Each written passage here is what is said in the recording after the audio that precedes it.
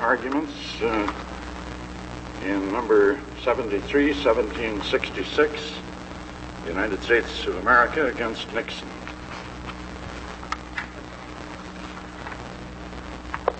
And the cross-petition, Richard M. Nixon against the United States. Mr. Jaworski, there has been a request for additional time. The court grants that additional time of 1/2 hour, I understand. That's correct? Correct. It will be allowed to each side, and we will not interrupt the argument with any recess. We'll go right through until you're finished.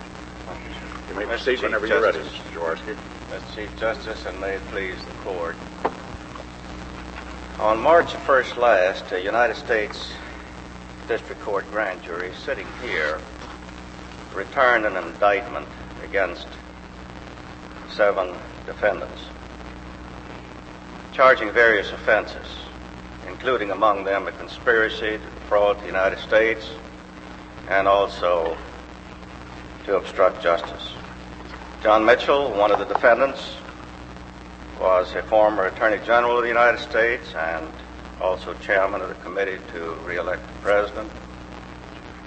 Another, H.R. Haldeman, was the president's chief of staff. Another, John Ehrlichman, was assistant to the president for domestic affairs. The others were either on the president's staff or held responsible positions on the re-election committee. In the course of its deliberations, the grand jury voted unanimously, with 19 members concurring, that the course of events in the formation and continuation of the conspiracy was such that President Nixon, among a number of others, should be identified as an unindicted co-conspirator in the bill of particulars to be filed in connection with the pretrial proceedings. Now, although this particular decision and determination on the part of the grand jury occurred in February, it was a well-kept secret for 2.5 months. The grand jury, of course, knew it. The members of the prosecution staff knew it. It was done so to avoid affecting the proceedings in the House Judiciary Committee. And it was so kept during these 2.5 months until it became necessary to reveal it as a result of the President's motion to quash the subpoena, as I will indicate subsequently in my argument. Now, to obtain additional evidence, which the special prosecutor has good reason to believe is in the possession of and under the control of the President, and which it is believed by the special prosecutor is quite important to the development of the government's proof at the trial in United States versus Mitchell et al. The special prosecutor, on behalf of the United States, moved for a subpoena ducis tecum, and it is the subpoena here in question. The district court ordered the subpoena to issue, returnable on May the 2nd. And the subpoena, of course, called for the production of tape recordings in advance of September the 9th, 1972, which is a trial date. And this was done to allow time for litigation in the event litigation was to ensue over the production of the tapes, and also for transcription and authentication of any tape recordings that were produced in response to the subpoena. Now, on April the 30th, the President released to the public and submitted to the House Judiciary Committee 1,216 pages of edited transcripts of 43 conversations dealing with Watergate. Portions of 20 of the subpoenaed conversations were included among the 43. Then on May the 1st, the President, by his counsel, filed a special appearance, a formal claim of privilege, and a motion to quash the subpoena. Now, for the United States to conduct a full and appropriate hearing on a motion to quash the subpoena, it became necessary to reveal the grand jury's finding regarding the President. And this was first done by the Special Prosecutor calling on the Chief of Staff, General Alexander Haig, and the President's Counsel, Mr. St. Clair, and advising them of what had occurred 2.5 months prior. And then, on the following morning, advising Judge Sirica of what had occurred in camera, and pointing out the necessity of this being used in connection with the arguments on the motion to quash because of their relevance and the necessity of these matters being made a part of the proceeding. Now, the Special Prosecutor joined Counsel for the President in urging that the matter be heard in camera, which was done. 3 of the defendants had joined the Special Prosecutor in moving for the subpoena. All of the defendants, at the time of argument in camera to Judge Sirica, opposed the motion to quash. I don't see the relevancy of the fact that the grand jury indicted the President as co-conspirator to the legal issue as to the duty to deliver the pursuant to the subpoena that you are asking for. The only relevance, Mr. Justice, lies in it being necessary to show under Rule 17C that there is some relevance to the material that we were seeking to subpoena. Yes, and 17C presupposes a subpoena running against a party, and the President is no party. He's not a defendant in one of these cases. That's correct, sir, but it was also felt that it would be necessary to show why. In order to prove this conspiracy, and in order to provide all of the links in the conspiracy, it was deemed necessary to show that the President was named as an unindicted co-conspirator, and also that this proved. I thought that was primarily just for the knowledge, information of the House Judiciary Committee. No, sir, that is not correct, sir. It became very important, Mr. Justice, for us to have that as a part of the proceedings so that we could use the various links in the testimony so as to show that the conversations were such as to make one admissible as against a co-conspirator. The grand jury sent it to the House Committee, didn't it? The grand jury sent nothing of an accusatory nature to the House Committee, no, sir. What the grand jury sent to the House Committee was the evidence that had been accumulated, and it very carefully excised from it anything by way of the grand jury's interpretation or anything along that line, Mr. Justice. Now, in its opinion and order of May 20th, the District Court first still be here, Mr. Jaworski, whether or not the President had been named as an unindicted co-conspirator, but that simply gives you another string to your bow, isn't that about it? It's true that it admits some evidence that would otherwise not be admissible. Right, but even had the President not been named, you would still have subpoenaed at least part of this material. There's no question about and that, yes, sir. You'd still be here. That's right, sir. sir. Not. That's right, sir. But in order to present the full picture, and in order to present that also was a part of it. District Court denied the motion to quash and the motion to expunge. They had also been Jaworski, no one yet has ever suggested that if you're in a criminal trial, conspiracy trial, and some evidence is offered of an out-of-court statement of someone who's alleged to be a co-conspirator, that it's enough for the prosecution to then show that the grand jury had named him as a co-conspirator. No. That never gets you, will never get you No. over the...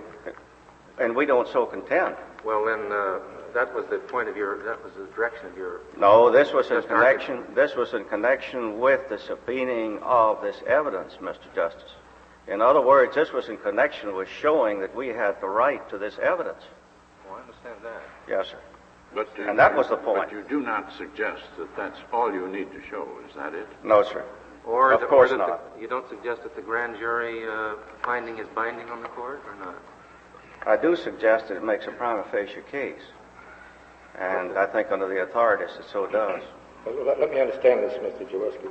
You don't suggest that your right to this evidence depends upon the President's having been named as an unindicted co-conspirator. No, sir. And so for the purposes of our decision, we could lay that fact aside, could we? What I was really doing in pointing to that... Well, could we? Yes. Primarily was in order to show a reason for the grand jury's action.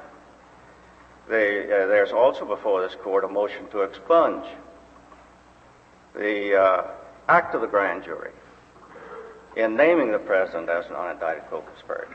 And I was trying to lay before the court the entire situation that warranted that action. Mr. Jaworski, Yes, sir. As I understand your brief, you go beyond what you have addressed so far.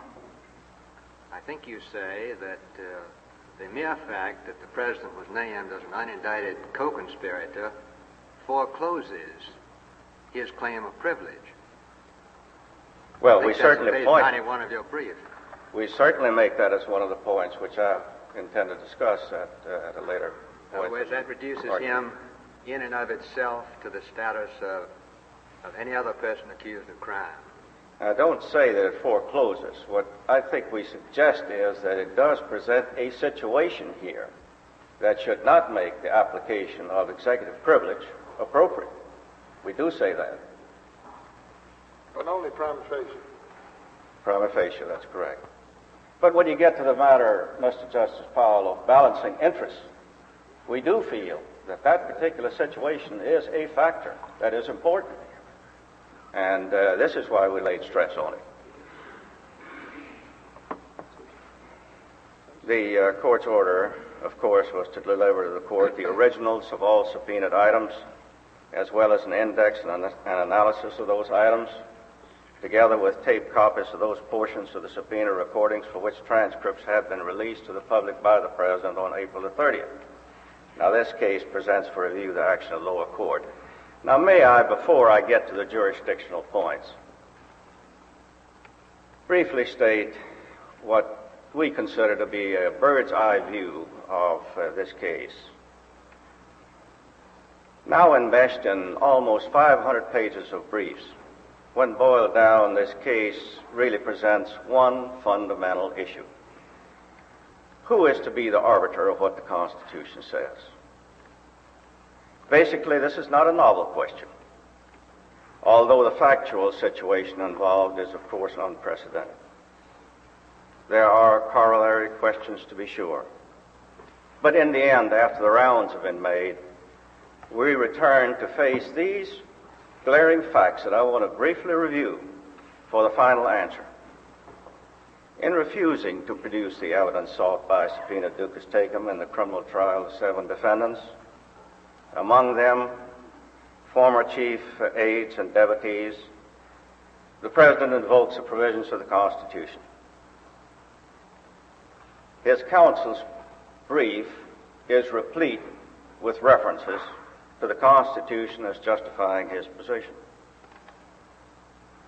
And in his public statements, as we all know, the President has embraced the Constitution as offering him support for his refusal to supply the subpoenaed tapes.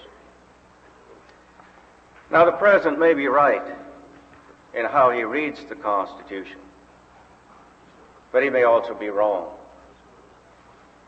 And if he is wrong, who is there to tell him so? And if there is no one, then the President, of course, is free to pursue his course of erroneous interpretations. What then becomes of our constitutional form of government?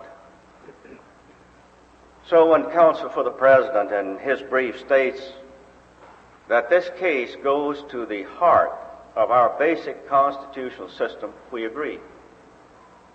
Because in our view, this nation's constitutional form of government is in serious jeopardy if the President, any President, is to say that the Constitution means what he says it does, and that there is no one, not even this Supreme Court, to tell him otherwise. Mr. Jaworski, yes, the President went to a court. He went to the district court with his motion to quash, and then he filed a cross petition here. he's not, he's asking the court to say that his position is correct as a matter of law. Is he not? He's saying his position is correct because he interprets the Constitution that way. Correct. This And he's he's submitting his position to the court and asking us to agree with it. He went first to the district court, and he's petitioned in this court. He's not. He has himself invoked the judicial process, and he is. Well, that's not entirely correct, Mr. Justice. Well, didn't he file a motion to quash the subpoenas in File a the motion district to quash court the of the United subpoena. States? Sir, he has also taken a position that we have no standing in this court to have this issue heard. As a matter of law, he's asking he's making that argument to a court. So that that as a matter of constitutional law, he is correct. So that, of course, this court could then not pass upon the constitutional question of how he interprets the Constitution if his position were correct that I had. As a matter of law, if his position is That's correct, right, then sir. he is the sole judge. That's right. And he's asking this court to agree with that proposition as a matter of constitutional law. But what I'm saying is if he is the sole judge, and if he's to be considered the sole judge, and he is an error in his interpretation, then he goes on being an error in his interpretation. Well, then this court will tell him so. That's what this case is about, isn't it? Well, that's what I think the case is about, yes, sir. He's submitting himself to the judicial process in the same sense that you are. Is that not so, Mr. Jaworski? I can't see You take one position and he takes another. Well, Mr. Chief Justice, in my view, frankly, it is a position where he says the Constitution says this, and nobody is going to tell me what the Constitution says, because up to this point, he says that he and he alone is the proper one to interpret the Constitution. Now, there's no way to escape that, because the briefs definitely point that out time after time. I think this matter may be one of semantics. Each of you is taking a different position on the basic question, and each of you is submitting for decision to this court. Well, we start Maybe, sir. We start with a Constitution that does not contain the words executive privilege. Is that right? That's right, sir. So why don't we go on from there? All right, sir. That is a very good beginning point, but of course there are other things that need to be discussed too, and as much as they've been raised. Perhaps it would further narrow the area if as I take it from your briefs, you do emphasize there is no claim here of typical military secrets or diplomatic secrets or what in the Burr case were referred to as state secrets. None of those things are in this case. Is that right? That is correct, sir. And we do point to the authorities to show that there is a difference in the situation here.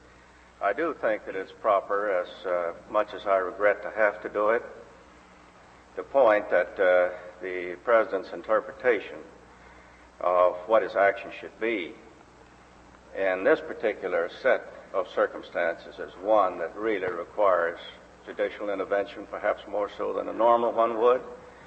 I think that we realize that there is at stake the matter of the supplying of evidence that relates to, the two former close aides and devotees.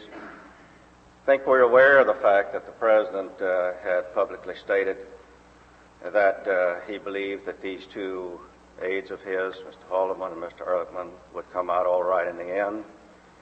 Added to that the fact that the President has a sensitivity of own involvement is also a matter that calls for the exercise of the question to which Mr. Justice Douglas alluded as one that is somewhat unusual. Turning now to jurisdiction, before the court are the two questions of statutory jurisdiction. The court directed the parties to brief and argue. Mr. Jaworski, at Yes, this sir. point, help me over one hurdle. Do you feel that the mandamus case as such is here? I search your petition. Yes, we do, sir. I search your petition for certiorari in vain to find even a mention of it. And I wondered, it's a technical question, but what is your position that the issues in any event are here? Yes, sir. Whether the case is Yes, sir. or it's not? We say it's here not only because of the appeal itself, but also because of the petition for mandamus. Now, we did Mr. Justice discussed that in one of the briefs. Now, it may be that it wasn't originally when we filed the original brief on jurisdiction. You mentioned it in your second brief on the merits. Yes. But not at all in your petition for certiorari. Well, we did in the... it was in the footnote on page 2 of the petition for writ of certiorari, Mr. Justice. Well, I would think so, but there really is no issue between the parties here on the issue of jurisdiction. I mean, there's no argument as between the parties on it, and while, of course, the parties can't agree on it, I must say that on 3 different bases, the jurisdiction does exist as we see it. Now, I'm not yet getting to the question of the intra-executive matter that has been raised, but I am discussing now the statutory basis of jurisdiction. And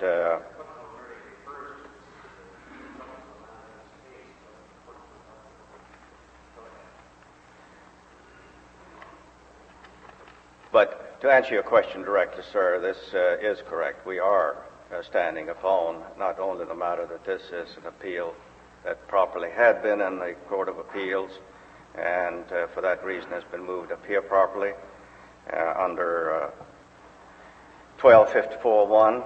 We also say that the court has jurisdiction over the petition and cross-petition under 1254.1 because they present for review all questions raised by the petition, by the President's petition for writ of mandamus. And then we also say that in addition to that, the All Writs Act gives this court jurisdiction to proceed. Of course, if in a mandamus action, Judge Sirica would be the party respondent, and he's not a party in this case, and he's not represented by counsel here, is he? As far as I know, he's not. No, sir. In fact, I'm sure he's not. The mandamus would be Nixon versus Sirica, would it not? But it was brought up by the President in their petition for mandamus. That's right. That's the way it got into this court. Raises the same questions, actually, that were raised on the matter that we brought up on it. What was the chronology, Mr. Jaworski? The notice of appeal from Judge Sirica's order was the first step taken to get to the Court of Appeals, was it? That's, I believe, right, sir. And while that was pending, then I gather the President's petition for mandamus was filed. Right, sir. Yes. And then the last step was that you filed the petition to bypass. Right, sir. And that petition to bypass applied, I gather, to whatever case was pending in the Court of Appeals. That's correct, sir. And at that time, the case pending was both the appeal from Judge Sirica's order Right, sir. and the President's petition. Mandamus. Correct. Do you feel there are not 2 cases? No, sir, they raise the same questions. And yet you could bring each up separately if you so chose. Could have, sir, yes. Seems to me there are 2 cases. But inasmuch as they present the same questions, it occurred to us that it was appropriate to rely upon the jurisdiction as to both of them. Except I would suggest again that with respect to the mandamus action, one of the parties isn't here in court, represented by counsel. He is the party respondent. Well, it is... I don't have the record before me, but I must say that and I will not make an outright representation that Judge Sirica is, and that's why I hesitated a few minutes ago, was made a party. After all, it was brought up by the President. But I am advised by a note just passed me by Mr. Lacovara that Judge Sirica is a party to that proceeding. Who represents him here? I don't know of anyone representing him here, Mr. Justice. Has he filed any brief or made an appearance at all in any sense? So far as I know, not. Well, if you're right, that in any event, Judge Sirica's order was an appealable order. That's correct. If you're correct in that submission, do we ever have to reach any issues raised by the mandamus? No, we would not. We were pointing out that the jurisdiction rests on a 3-pronged basis. But the mandamus is not your action. It's not, no, sir. And you're not obliged to defend it. That's correct, sir. We, however, were pointing out that the same issues really were raised by it if the petition is properly before the court. Now, if there are no further questions on the matter of statutory jurisdiction, I would like to pass to the intra-executive dispute. First, we recognize, of course, that jurisdiction cannot be waived, and nothing that is presented here is with the idea of suggesting even remotely that there is any waiver with respect to the questions of jurisdiction. But we do say that the contention that there is an intra-executive dispute and that for that reason this court cannot pass upon these questions is not sound.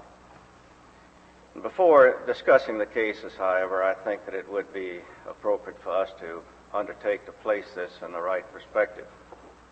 Let me say first that we stand upon two bases. First, that the orders that were entered creating the office of the special prosecutor and delineating his authority, even the original order at the time that my predecessor was acting as special prosecutor, had the force and effect of law. We also point to the fact that the arrangement made itself with the acting Attorney General that I made, if I may point to it, and one reason I have no reticence in discussing the facts is because the facts are undisputed. There's been no dispute raised as to just what actually transpired. The situation is one of the arrangement itself, which the acting Attorney General points to with respect to the matter of independence having been discussed by him with the President, thus meaning that the President himself had approved the setting up of this particular office and the rights and the responsibilities that it has under the Charter.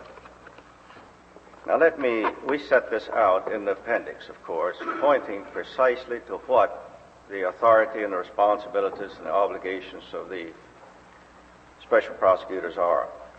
One of the express duties that's delegated to the special prosecutor is that he shall have full authority for investigating and prosecuting, among others, allegations involving the President, and the delegation of authority expressly states, in particular, the special prosecutor shall have full authority to determine whether or not to contest the assertion of executive privilege or any other testimonial privilege. Now, in the instance of my appointment, unlike the appointment that had been made prior thereto, there was an amended order, and it referred to assurances given by the President to the Attorney General that the President will not exercise his constitutional powers to effect the discharge of the special prosecutor or to limit the independence that he's hereby given, and that he will not be removed from his duties except for extraordinary improprieties on his part and without the President's first consulting the majority and the minority leaders and the chairman and ranking minority members of the judiciary committees of the Senate and House of Representatives, and ascertaining that their consensus is in accord with the proposed action. And then that the jurisdiction of the special prosecutor will not be limited without the President's first consulting with such members of Congress and ascertaining that their consensus is in accord with his proposed action. Now, at the time... It's not important. What does consensus mean? Unanimous? No, sir. It had been interpreted by the acting Attorney General in conversation as meaning 6 of 8. I take it when you make reference to this, you are in effect suggesting that your position is certainly different than if a United States attorney were prosecuting this case. That's correct, sir. I think we have what might be termed a quasi-independent status, where there were delegated to this particular office the performance of certain functions, and there's no reason why the President couldn't have delegated those to us. As a matter of fact, when... Mr. Jaworski, yes, quasi-independent in the sense of an agency? Yes, sir. For instance, as a comptroller of currency, he has a status somewhat similar to that, and we know that there are suits brought between the Department of Justice and the comptroller just the other day. I have trouble with your position being similar to U.S. attorney because the U.S. attorney is absolutely under the thumb of the Attorney General. Well, I didn't say that. What I meant was that we had an independent status that was really different from the status of the United States attorney. I'm sorry. I thought that was the way I answered the question. Now, I should say that it's interesting when the case of Nixon versus Sirica was before the Court of Appeals. Professor Charles Allen Wright, who was then arguing that case, and who was not on the original brief, but I observe is on the reply brief filed on behalf of the President, at that time argued with respect to the particular office of the Special Prosecutor. Now, in this instance, we have a division of function within the executive in that my friend Mr. Cox, referring to Archibald Cox, has been given absolute independence. It is for him to decide whom he will seek to indict. It is for him to decide to whom he will give immunity. A decision that ordinarily would be made at the level of the Attorney General, or in an important enough case, at the level of the President. But the President's present counsel, in his motion to quash, as he does here, except the words used are different, but the effect is the same, is contending to the court that the President has the right to determine who, when, and with what information individuals shall be prosecuted. Nixon against Sirica was different in that the parties there were the grand jury on the one hand, represented to be sure by the special prosecutor, but the grand jury, which is an adjunct of the judicial branch of government on the one hand, and the chief executive on the other. And here, now that an indictment has been returned, the two parties are both members of the executive branch. Isn't that not correct, that there is that difference? Yes, but the independent, yes, sir, that is correct, but I don't think it's a distinction as to the substance, Well, you are a member, you're United States, people of the United States whom you represent. You are not a member of the judicial branch, unlike the grand jury in Nixon against Sirica. You're a member of the executive branch of government, are you not? That's correct, sir, yes. And there is that difference. There is that difference, yes, but I don't think that the difference, description to which I pointed as to the independent status of the independent executor would be any different in the Sirica case as it would be in this case. And I was merely... No, you're, if anything, more independent than Mr. Cox was under the regulations. That's correct, sir. But that doesn't really go to the question that I raised. Yes, sir. I realize that. Now, may I, however, indicate very briefly, and I know this is an important question, but I do feel that the facts ought to be before the court in detail, indicate just what did transpire with respect to how these particular regulations, this order, was interpreted by the President's acting Attorney General, and also by the Attorney General designate, and also by the President himself, and by the President's Chief of Staff, General Hay. Mr. Bork, in hearings at a time when Congress was pressing the bill of an independent special prosecutor, testified that although it is anticipated that Mr. Jaworski will receive cooperation from the White House in getting any evidence he feels he needs to conduct investigations and prosecutions, it is clear and understood on all sides that he has the power to use judicial processes to pursue evidence if disagreement should develop.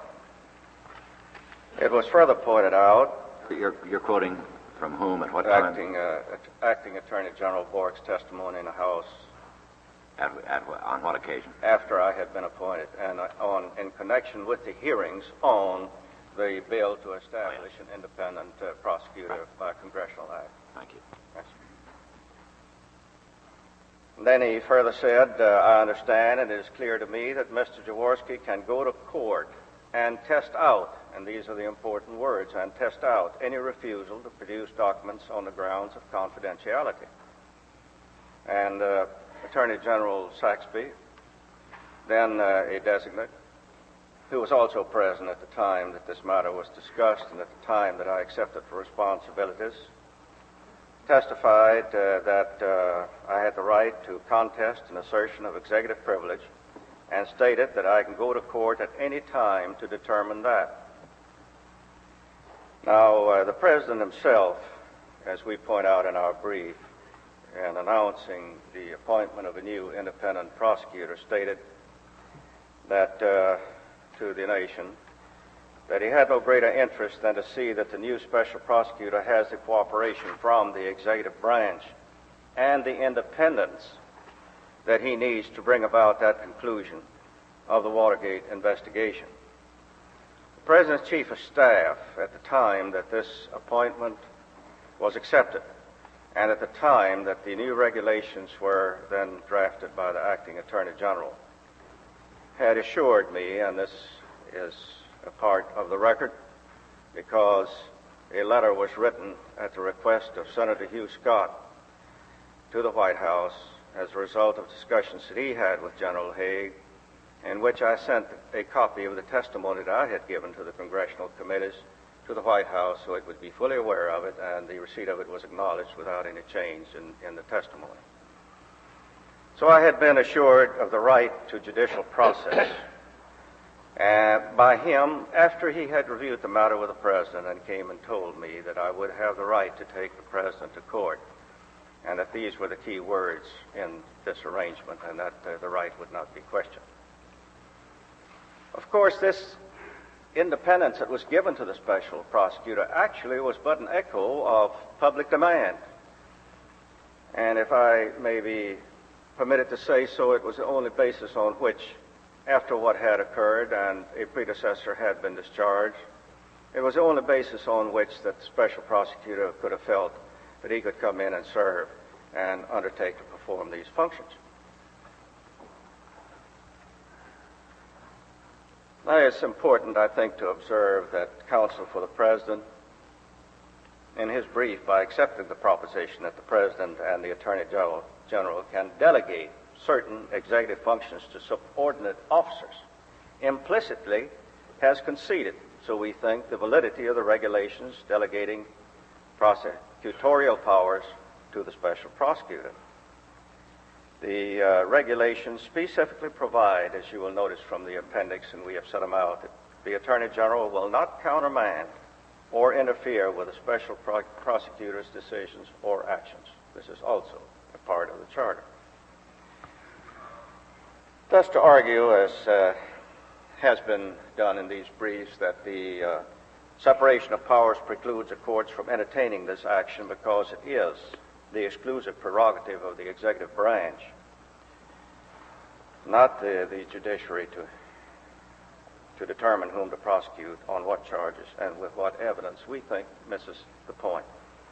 What has evolved from the regulations, in our view, is a prosecutorial force with certain exclusive responsibilities. And this is why I say that to some degree it could be described as a quasi-independent agency.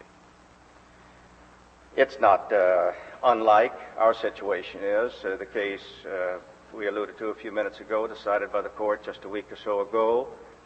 It's not unlike the case of the Secretary of Agriculture versus the United States. This is the first time that there has been an action brought by one member of the executive branch against another official in the executive branch. And we refer to these cases in our briefs in detail. Now, I want to make it clear that the President at no point, of course, delegated to the special prosecutor the exclusive right to pass on the question of executive privilege or any other privilege, attorney and client privilege, or any other testimonial privilege.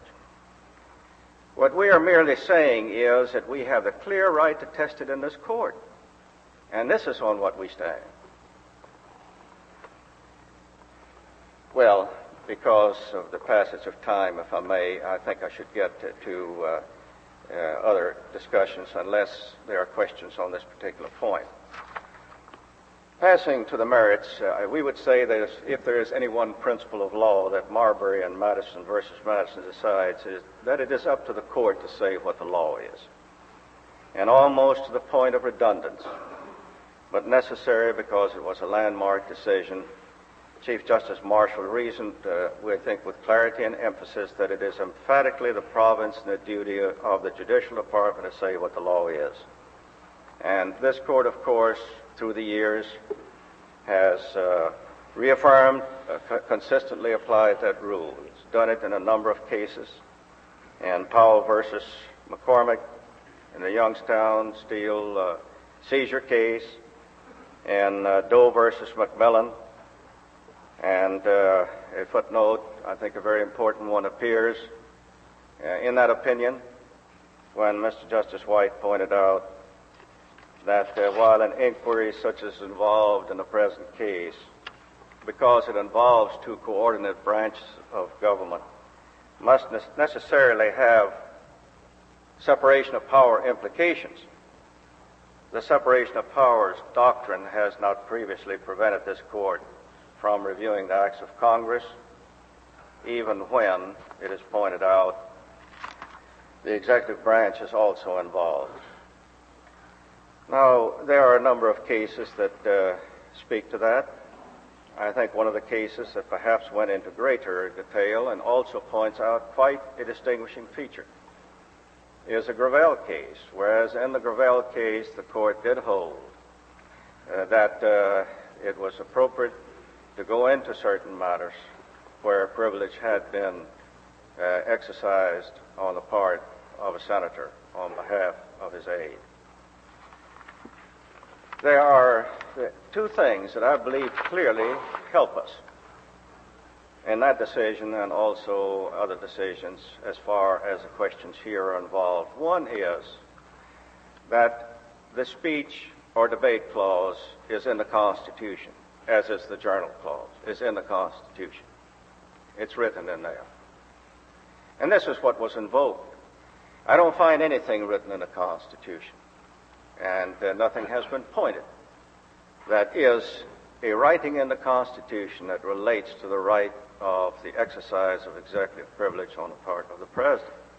Another very important thing that's pointed out in that case is that it did involve an examination into wrongdoing on the part of those who were seeking to invoke the privilege. Is the term executive privilege an ancient one? I beg your pardon, sir? Is the term executive privilege an ancient one? It has been used over a period of time. How ancient, Mr. Justice Brennan, I'm not in position to say, but certainly it has been one that's been used over the years, but it is not one that I find any basis for in the Constitution.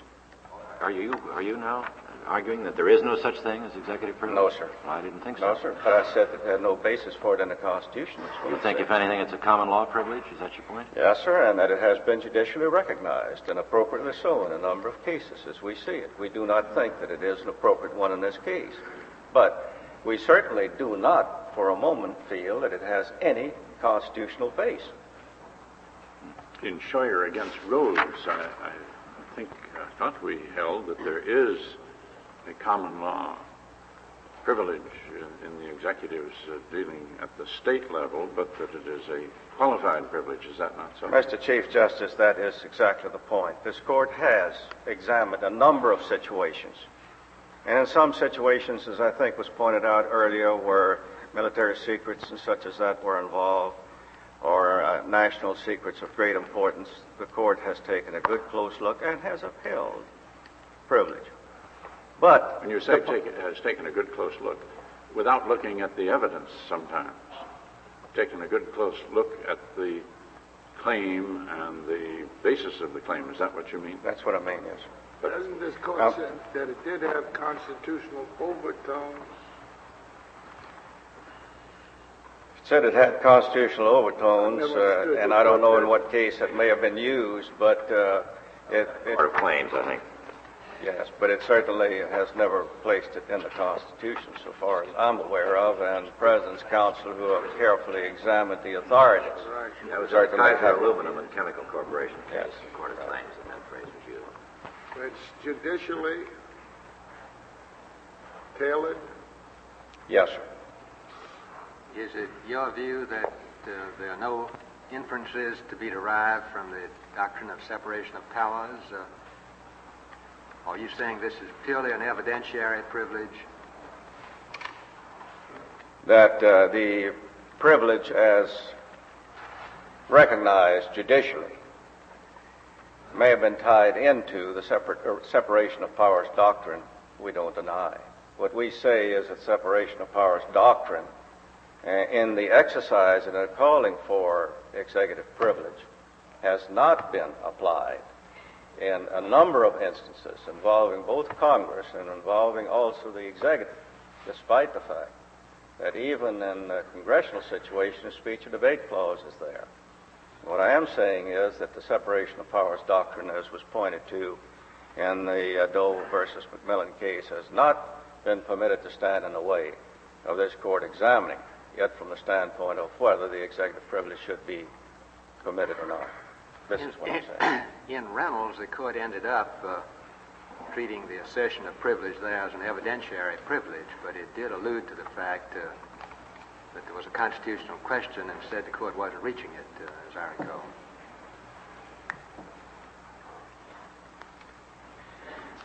On the issue of executive privilege, I should point out here, is a very narrow one. And I think it's important that we bear this in mind. It doesn't involve a very large or broad privilege rights.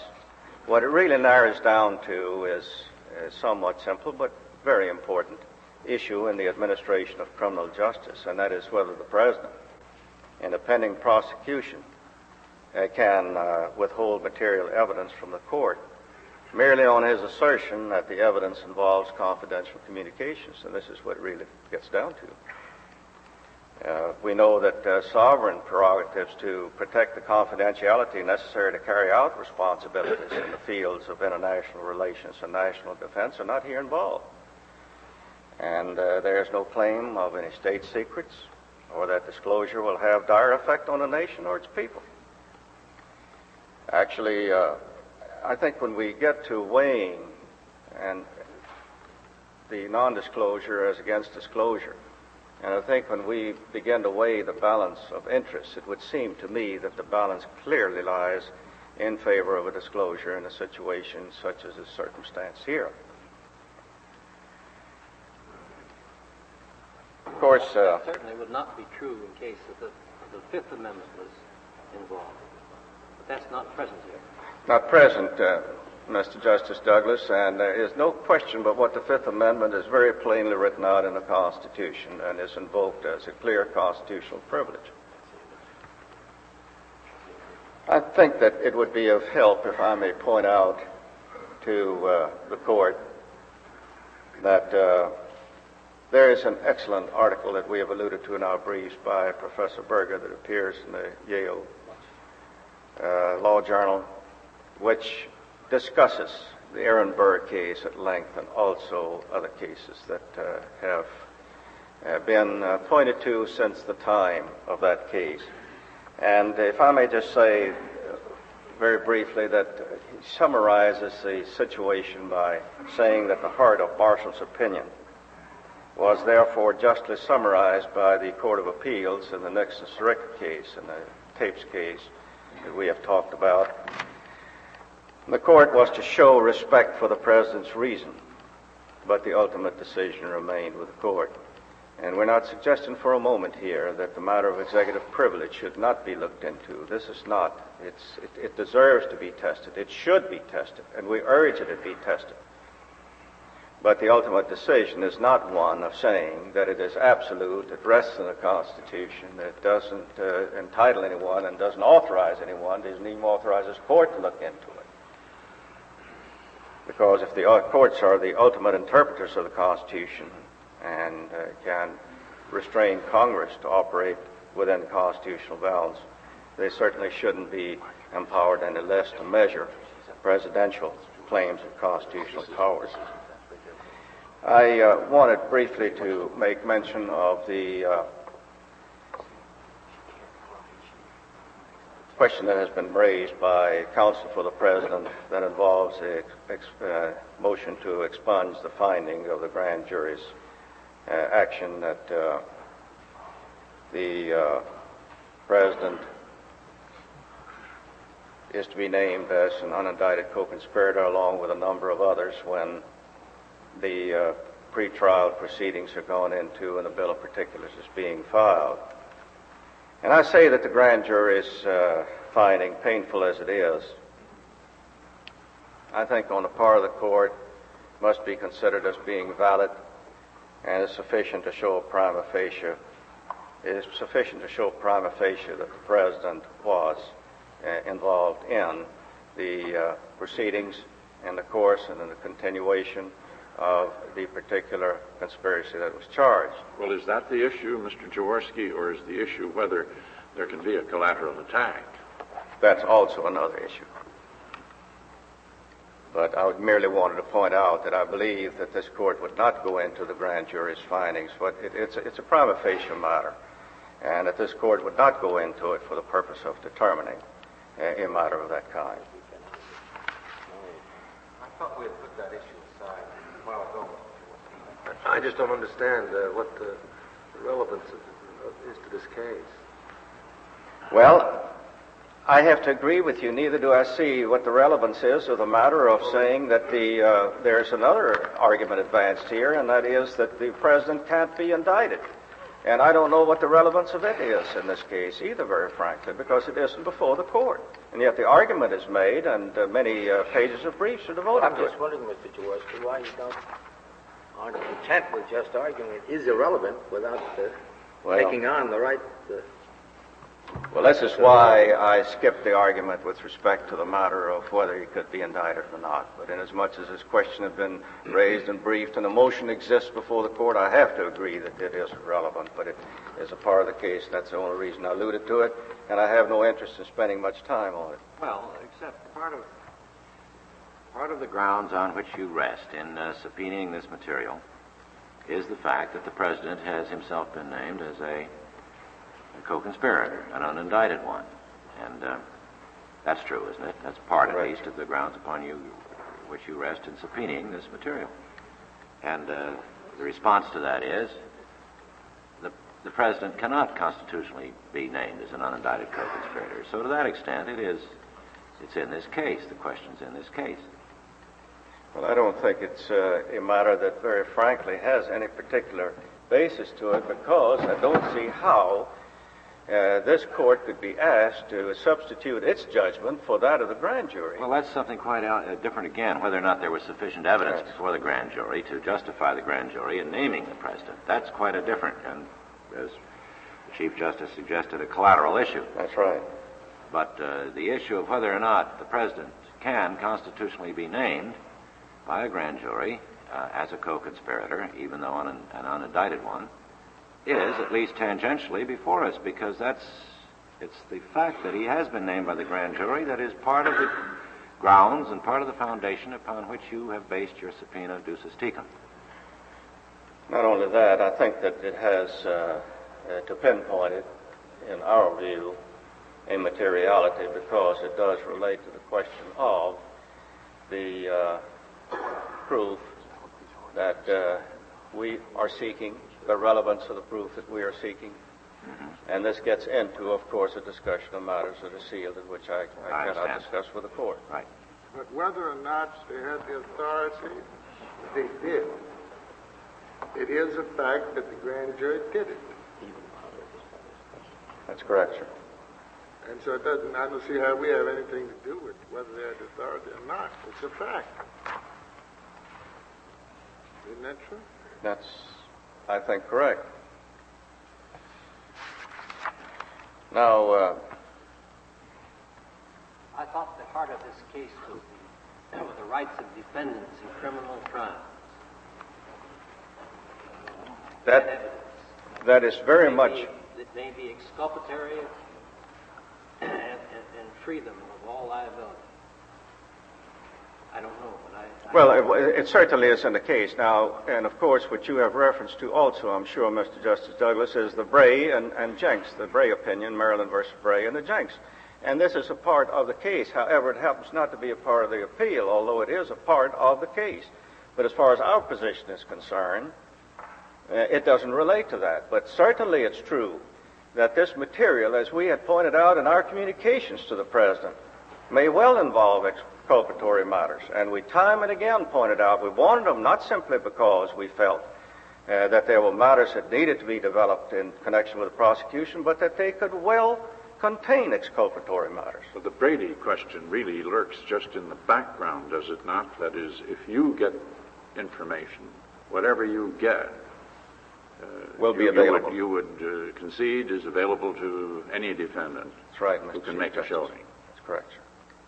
And the question of whether or not the defendants under the Brady Doctrine are entitled to subpoena information and material that's not now in your possession but is in the possession of the President was an issue that was left undecided by the district court. That's correct, sir. It's Am I not right about before that? this court. Right. I believe, with the permission of the court, unless there are further questions, I'll reserve the rest of the time for the close. All right.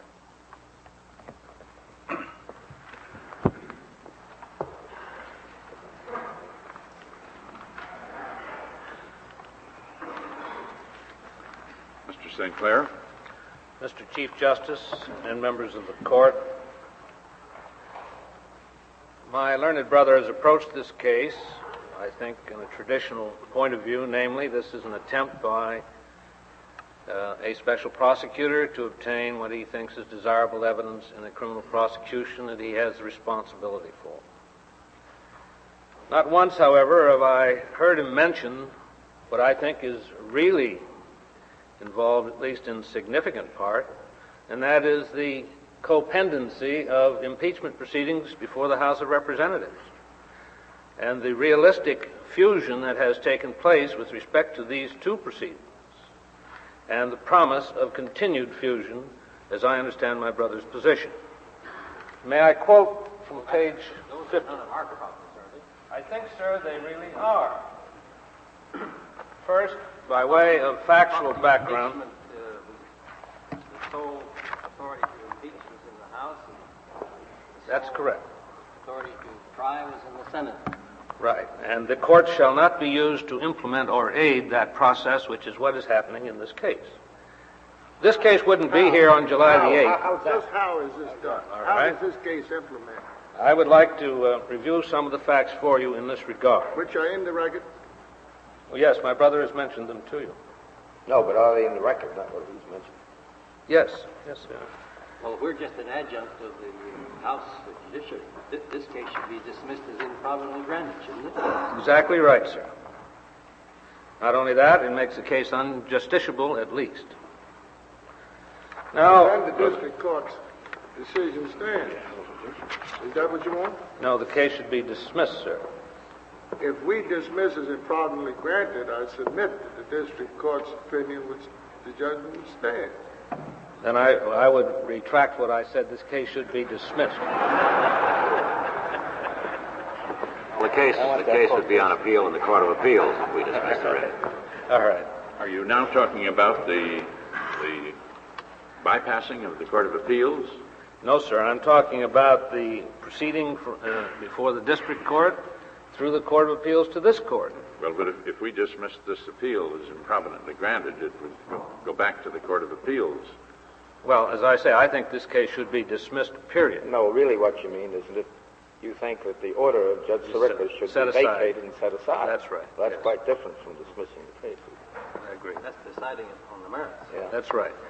That's what I'm trying to get across to this court, perhaps unartfully. This case should be disposed of, be it by vacating the order below or not. But in any event, it is improper in our view that this case should be heard in the context that it is now being heard. We wouldn't be here on July the 8th before a crowded courtroom if it was not recognized generally. Well, it's a political question here. Exactly It's a political right. question in the district court. And therefore, it's a non-justiciable issue in this and in the district court. What has happened in this case is... Did you argue that to the district judge? I believe we argued the non-justiciability argument. Yes, sir. I know we did. But if you're... Your position is that the issuance of a subpoena jus tecum is not a justiciable issue. In this context at this time, sir, what has happened is this. As you know, on February the 24th, a grand jury secretly named the president, among others, as an unindicted co-conspirator. that fact was not made known. On March the 1st, an indictment was returned against a number of the President's chief aides. Coincident with that, and in an open courtroom, the assistant prosecutor, special prosecutor, handed up to the judge a bag together with a sealed letter requesting that this material be sent over to the House of Representatives. The President took no position regarding that proposal because he considered it to be probably appropriate, under the belief that there was nothing accusatory in that material. Judge Sirica himself reviewed the material, found nothing accusatory, and said it would therefore be quite appropriate to send this material to the House of Representatives, not realizing and not knowing that the special prosecutor had previously obtained a secret charge against the President and others, which was definitely accusatory. As I understand it, was not among the material that was conveyed to the grand jury. There seems to be, if I'm... At least that's what I understood Mr. Jaworski to tell us this morning. The material that was turned over was before the grand jury. Now, just a moment. I understood Mr. Jaworski to tell us this morning, very unambiguously and explicitly, that the fact that the President was named as an unindicted co-conspirator was not conveyed to the grand jury. It was the grand jury's to the House of Representatives. To the House of Representatives. No, it was not. The material was sent to the House of Representatives in the belief that it was non-accusatory in nature. It was simply a recital of fact. Exactly, and that's what Mr. Jaworski has represented again to us this morning, was the fact of the matter. But Mr. Jaworski had available to him, unknown to the judge and unknown to counsel for the President, a secret indictment naming the President as a co-conspirator. The accusatory part followed later. Now, followed in what form? By a newspaper leak. Yes, it wasn't sent from the court over to the House. It didn't have to be. All they had to do was read the newspaper. There can be no question about it.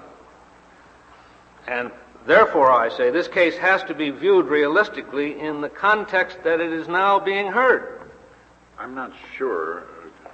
Perhaps you can help me.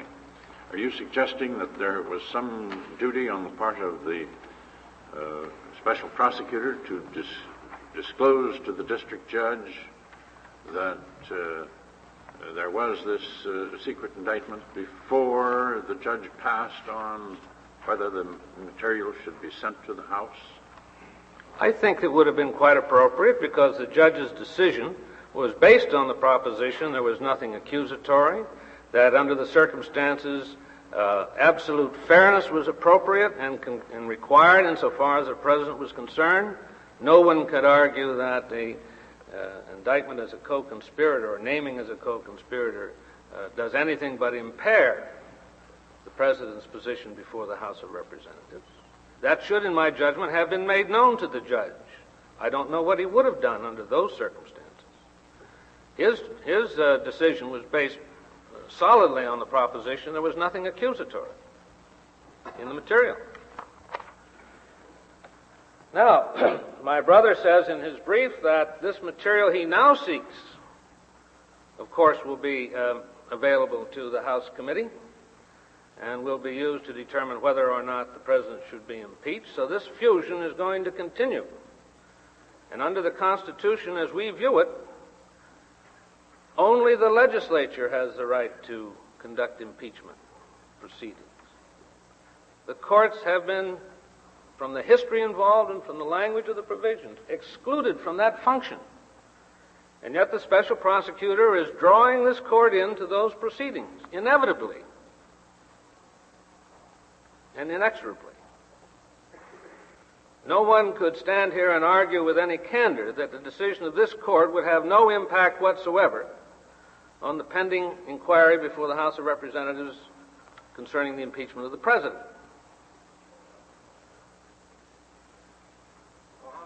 How far does your point go? Let's assume that a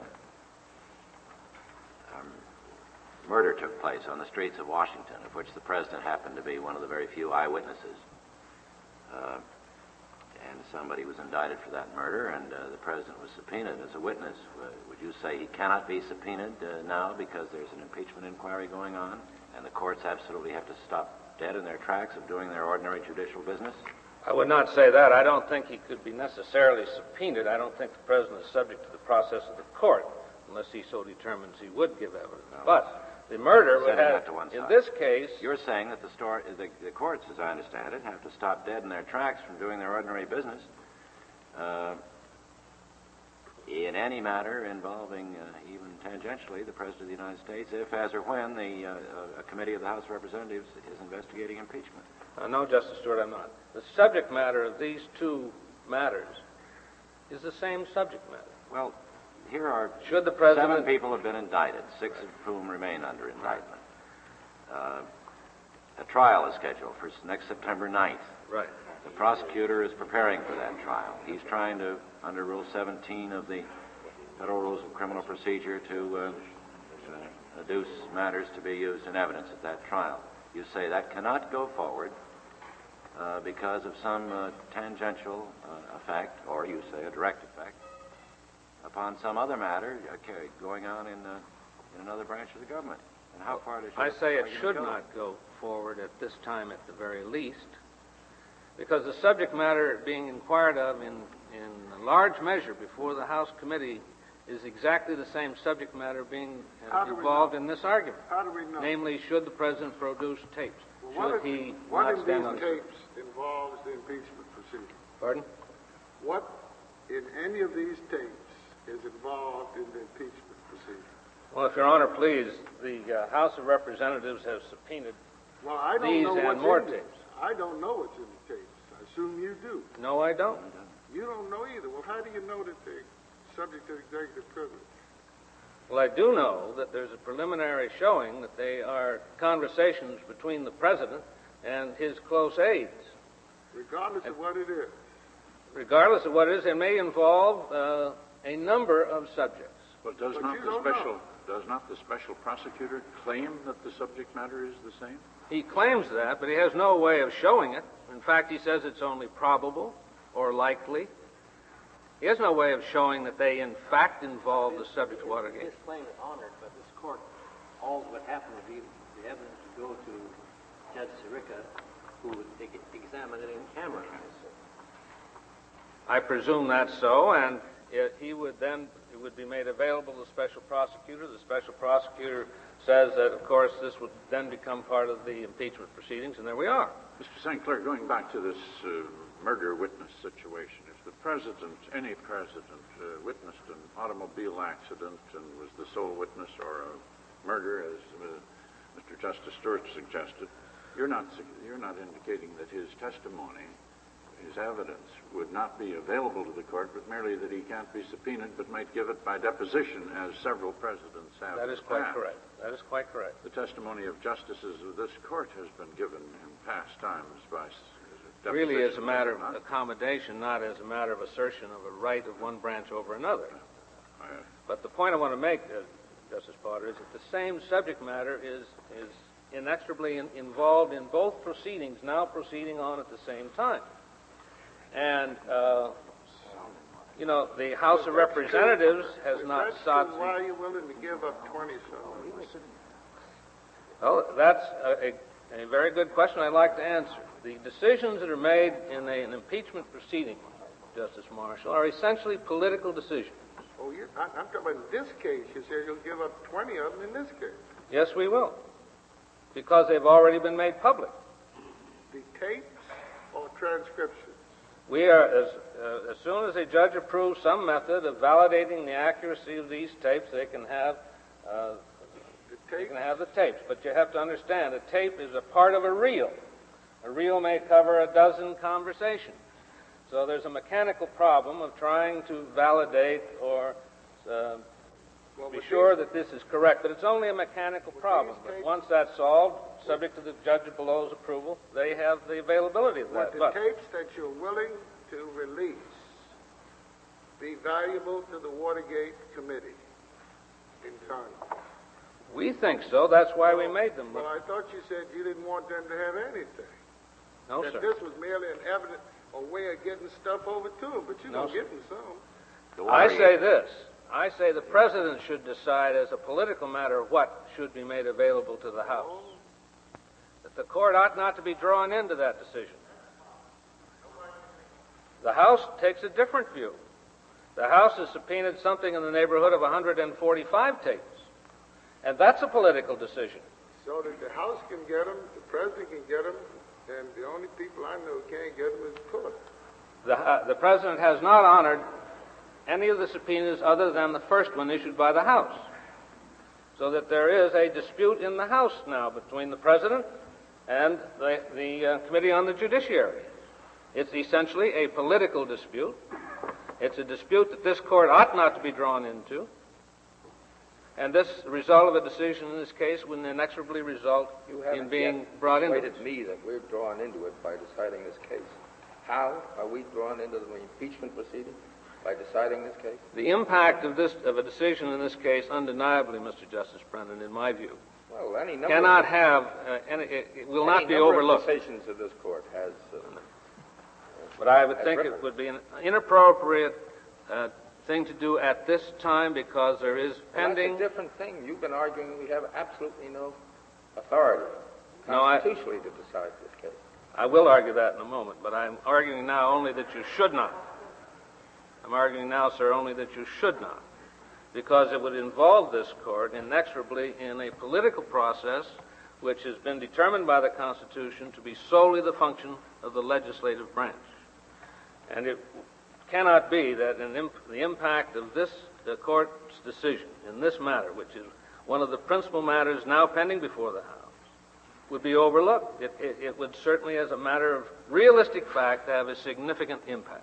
But as I said before, we have the beneficiaries here are 6 defendants who are being tried for criminal charges. And what the President has may free them completely. Mr. Justice Douglas, it may. The Brady issue, we don't believe, is properly before the court. It has not been briefed by us, nor by my brother. Not decided by the district and was not decided by the district court. I would only say this, that in the experience that I've had in connection with cases tried, such as the Stans-Mitchell case in New York, the Chapin case in Washington, the Ehrlichman case now going on, there has never been a claim that the President has not made available appropriate and adequate Brady material. But I don't believe it's before this court at this time. What is before this court is a prosecutor's demand for evidence. And I direct my remarks for a moment to that problem. He says that, in effect, we have no right to be here, that we have delegated the who, the when, and with what issues to him. We have delegated the who and the when, and pursuant to that, he has indicted a number of people, and he has indicted them at such time as he thought appropriate. But even he contends that we did not delegate to him what presidential conversations would be used as evidence. That was reserved. And he concedes that that is the fact. And that's what it's issue here. Not when and who is to be indicted, but what presidential communications are going to be used as evidence. And that's what the issue is in this case. Mr. St. Clair, you left me in a little bit of doubt about this mechanical problem. I think perhaps we diverted you from it. Are you suggesting that on a given tape, which is a real type of thing, having an hour or more of material, or maybe several hours? Or 2 or 3 days. 2 or 3 days, oh, I see. That the first 3 hours might be the material which has already been transcribed and released. The next 3 or 4 hours might be a conference with the Joint Chiefs of Staff or the Chairman of the Atomic Energy Commission on the program to give underdeveloped nations, for example, aid for peaceful uses of atomic energy. Matters totally irrelevant, but confidential. Is that your argument? It's my argument and the fact. For example, well, and you want some mechanism set up so that these things can be screened out. They have been screened out in the transcripts. Whatever has been published to the public, we are quite prepared to verify the accuracy of. Now, in the course of those transcripts, there are first portions left out. Have you at any time tendered or proffered a statement that a particular tape from 18 minutes after 11 until 3 o'clock that afternoon, including the lunch hour, included a conference with the Secretary of State, the Secretary of Defense, and someone else having to do with totally unrelated matters. Has that kind of a tender been made to No, we've simply published the portion of that conversation that did not relate to that with the notation that a portion has been left out. But no explanation of why it's left out. It was left out because it did not involve presidential action as it related to Watergate or something to that effect. We did not disclose the substance of that left out material. Is there any particular reason why at least the identity of the conferees could not be made? There might well be such a reason. My proffer to my brother has been that we will verify the accuracy of the printed transcript. So this 1,240-odd pages of presidential conversations that are available to the public and available to him will be usable in the trial. Now, this may well involve a mechanism approved by the court involving counsel for the defendants to be satisfied, so that they're satisfied that the copy is accurate. But this all has to be expurgated out of a reel of tape that may involve several days' conversation. But it's essentially a mechanical problem. But in the tapes that they asked for in this subpoena notice taken, which is the only thing before us, has any effort been made to say what, if any, part of that can be released? Other than the 20 that are already published, no effort has been made as yet, sir. Why not?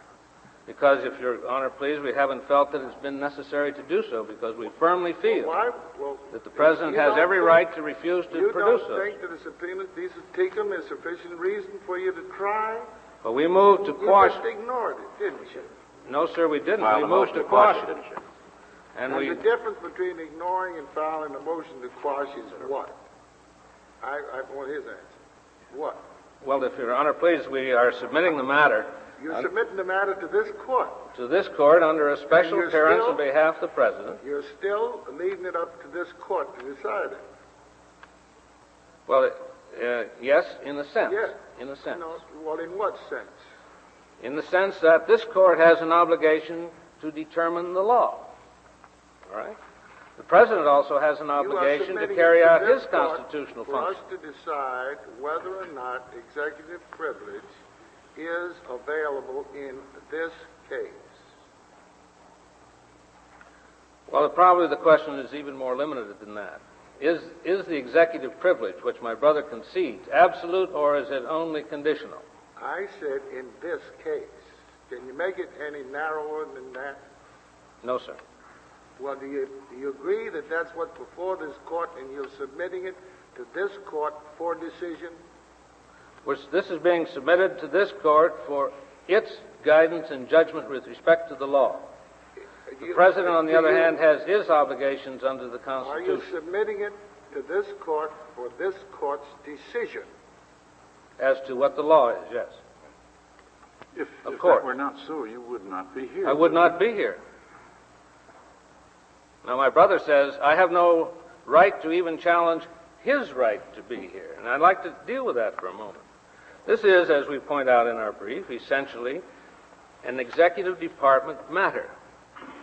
Whatever may have been the arrangements between the branches of the executive matter with respect to evidentiary matters, and in fact there were no arrangements regarding evidentiary matters, it is not the function of the court to direct or rule what evidence will be presented to it by the executive and the executive's duty of prosecuting.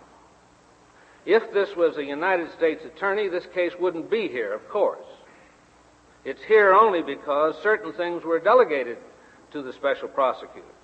But the special prosecutor was not delegated the right to tell the President what of his conversations are going to be made available as evidence. That was specifically reserved, and the only thing that my brother can do is argue about it, and that's what he's doing right here today. Now, therefore, why wouldn't this case be here if it's for a United States attorney? I think I agree with you, but I'd like to ask you. Well, the United States attorney would be directed. By whom? By the President. Or the Attorney General at the direction of the President. Was the one who directed the United States attorney.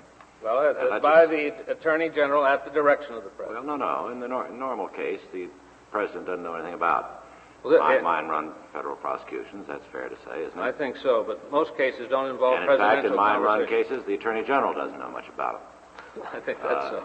But let's just a moment. With all due respect. Right. So a United States attorney brings a prosecution, and in the course of that prosecution, he, before trial, subpoenas under Rule 17 of the Federal Rules of Criminal Procedure. He subpoenas material in the custody of the President. So what happens? The President says to the Attorney General, I'm not going to produce this material. No, well, it's the United States attorney subpoenaing it under your hypothetical case. That's right. And so what happens? And the President, in my view, the President would instruct the Attorney General to instruct the United States Attorney to withdraw his motion. And the United States Attorney says, I'm not going to do that because we'd have a new United States Attorney. I'm sworn to uphold justice. And, well, now, how would you have a new United States Attorney? Well, I'm being a little facetious. And I'm being serious because I think that United States Attorney, in all respects, would and should be removed from that case. The executive power of the government is not vested in the United States Attorney. It's vested in one man, and that man is the President of the United States.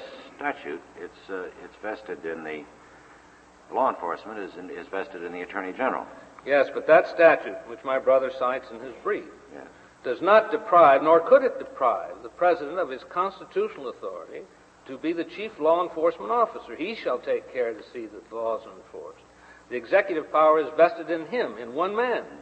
And the Attorney General is nothing but a surrogate for the President of the United States. But I'm afraid that your argument would be is a very good one as a matter of political science, and it would be a very fine one as a matter of constitutional and probably statutory law, except hasn't your client dealt himself out of that argument by what's been done in the creation of the special prosecutor? Perhaps, as you've just pointed out, perhaps the as special to everything, prosecutor is quite different from a United States attorney. Right. Perhaps with respect to everything except the President did not delegate to the special prosecutor the right to tell him whether or not his confidential communications should be made available as evidence. So that within the package of executive powers, normally represented by the executive department as to who shall be prosecuted, that's been delegated to this gentleman. He's exercised that power. When? He's done that. With what evidence? He's done that, as we'll deal with in a few moments. But not with that portion of the evidence that's available that constitutes presidential confidential communication. That's been specifically reserved. And the special prosecutor cannot, and even if the President did give him that authority, probably could not, as a constitutional matter, delegate that. But in any event, he did not. What? He could not. The right to order the President to give up confidential communications. Well, was not delegated. Not the unfettered right to get it, but the right to go to court and ask a court to decide whether or not he's entitled to it. Right, and the President, under no circumstances, gave up any of his defenses with respect to that. And you're making those defenses and I'm making them right now. And even if we did agree between us that we would vest this court with jurisdiction, simply because of the politics of the situation, this court, by all of its decisions, would not accept the vesting of such jurisdiction. Well, why not?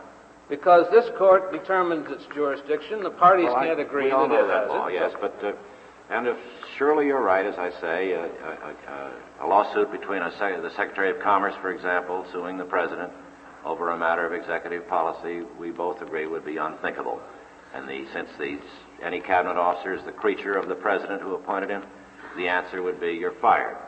If you want to. If it goes that far. If it goes that far. That's right. But aren't we here met both factually and, I suggest, legally with quite a different situation? I think not in the terms of separation of powers, if I may. My brother's point of view is he views himself as the United States as distinguished from a member of the executive branch. And in his brief, he invokes the United States as really a fourth entity. Well, constitutionally, a special prosecutor with the powers that my brother suggests he has is a constitutional anomaly. we have only 3 branches, not 3 1/3 or 3 1/2 or 4. There's only one executive branch, and the executive power is vested in a president. Now, if for political reasons the president wants to dole out some of those powers, he may so do, and has done in this case. But he cannot vest jurisdiction on a court that otherwise the court would not have, nor should the court accept jurisdiction. But hasn't your client also inhibited himself from the ultimate sanction that you suggested he could impose with respect to your hypothetical United States attorney, i.e. the sanction of dismissing the special prosecutor? That is and correct. As a matter of law, That is regulations that have the force of law. That is correct. And he has not been dismissed. And until or unless he is, Nor is he likely we to have be. a case or controversy of a very real kind. The point is, if I may make it, the only issue here is whether the president gave up his right to protect the confidentiality of his conversations. Certainly. No claim is made that he did. You're a living testimony of the fact that he did not give up his right And my to brother defend his concedes. position in court. The very fact that the delegation to Mr. Jaworski gave him the right to contest the president's claim of privilege presupposed that the president had a right to assert the privilege, not the right to assert it necessarily with complete finality. That's what we're really arguing about here today, isn't it? Now, if we get beyond the subject matter situation, now if this were the Nixon against Sirica case, where you didn't have what I think is a dispositive problem in this case, namely the lack of jurisdiction in the judicial branch to determine this intra-executive branch. If we had a grand jury subpoena, as was true in the Nixon against Sirica case, then you have intra-branch, and the court would have a better standing in its responsibility to see the grand juries which are under its jurisdiction to have such evidence as they thought appropriate. But we're well beyond that stage. 17C requires a great, a much more restricted form of evidence. It's got to be relevant and admissible. It's nothing like a grand jury subpoena. Mr. St. Clair, Yes, sir. With reference to your point about whether there are 3 branches or 3 in some fraction, is not the Comptroller General something of an autonomous, fractional, more than a 3rd branch figure? Well, I don't think that the Comptroller General represents, if Your Honor please, that the basic constitutional structure has been changed. No, it may be that he has executive and he may have legislative functions.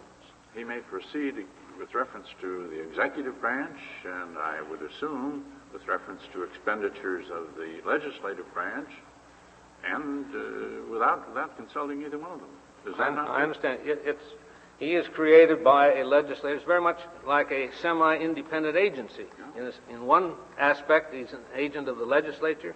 In the other aspect, he's an agent of the executive. But we don't have any more than legislative, judicial, and executive branches. But Mr. Jaworski, as I understand it, is claiming that he's somewhat like, not necessarily precisely like, but somewhat like the Comptroller General. That he may make decisions and that Congress cannot recall him short of I believe, a 15-year term for the Comptroller General. And the President, no President can fire the Comptroller General. And I suppose the court could not fire him. Well, I'm sure the court couldn't. I'm not too clear about the President under the Myers case. I really haven't thought that much of it. It could be that he could be fired, but I think that's really somewhat beside the point, because this issue really turns on an admission that as to the element of the executive power here involved, namely presidential conversations, they weren't delegated. So whatever else may have been delegated, those were not. And this court has no jurisdiction to resolve a dispute as to whether or not they should be given up, because that would involve this court in the prosecution of the case, and the judicial... Can this court decide what's necessary for a trial of a criminal case? It can, sir, with respect to third parties. But it should not involve itself with the executive function of prosecuting the case. My only question was that this is a subpoena ducis tecum that was issued by a judge, right? Yes, sir. Slightly judicial. Entirely judicial. And that's what's before us. And that we moved to quash, because But that's what's before us.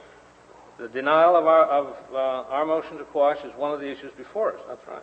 The only thing before us is whether or not the subpoena should issue. I guess it's about the same thing. It's whether or not it should be quashed, and I think That's that amounts right. to the same thing. So that's not political.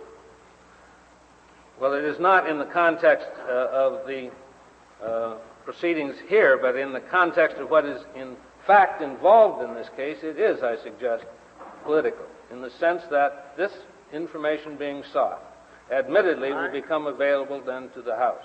What you mean political? Well, I don't see where the House has got anything to do with the point that I'm talking about. You said this is political and not judicial. And I submit it could be judicial because it involves the issue of subpoena. Well, the question is it a proper issue of a subpoena? That's right. Judges make mistakes, as do lawyers, and maybe even presidents, for all I know. But the point I want to make with you, sir, is that this is an executive function, an executive decision, one not delegated. Well, the executive function is, as I understand your discussion, as to whether he should voluntarily turn them over to the special prosecutor. We are past that stage. We are now at the stage where the prosecutor has asked the court to assist him, and the court has assisted him. Does that not take it a step beyond pure political or executive? We submit that the court improperly assisted him, that the court has no right to determine what the executive will offer in evidence. Now you get that. I see. And this is the function of the president. No one has contended that the president has given up his executive responsibilities under the Constitution, and certainly the prosecution of criminal cases is an executive function. And that's absolute. Now you're arguing absolute privilege. Yes, absolute sir. Executive, even though every day or so you issue other ones. I beg your pardon? You turn tapes loose every day or so, don't you? No, we don't turn them loose every day, but we have turned a number loose in the president's discretion in which he thought was the appropriate thing to do. And that's his determination that governs, we suggest. And you get ready to turn 20 more tapes loose. No, these would be repetitious, Your Honor, of what already has been made public. Well, I thought you said in your brief you would turn 20 loose. Well, those would be the tapes of 20 conversations already made public. And you release those tapes. We'll provide a means whereby their accuracy can be verified. To release a whole reel of tape involving a number of conversations poses a mechanical problem. You're still saying the absolute privilege to decide what shall be released and what shall not be released is vested in one person, and nobody can question it. Insofar as it relates to the presidential conversations, that is correct, sir. But you're now dealing, that's another issue, Mr. St. Clair, with the jurisdictional question. And as I further understand it, that argument of yours, at least I got it from the brief, involves at least two separate concepts, and maybe three.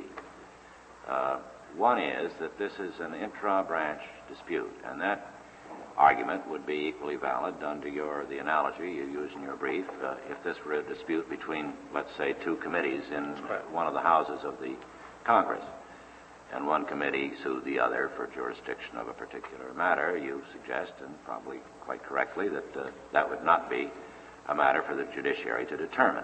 That's one argument, that this is purely an intra-executive branch controversy, as it would be between two congressional committees. This is intra-Article 2 branch. The hypothetical case would be intra-Article 1 branch. That's one argument. And then you have quite a separate argument, it seems to me, i.e. that the president, constitutionally, is the chief prosecutor, since he is the executive, and that it's not for the courts to decide what a prosecutor shall use in prosecuting a criminal case. Now, aren't those two separate arguments? You make both of them under this rubric. That's correct, sir. I don't know how separate they are, but I certainly well, make it seems them to me both they're of quite them. separate.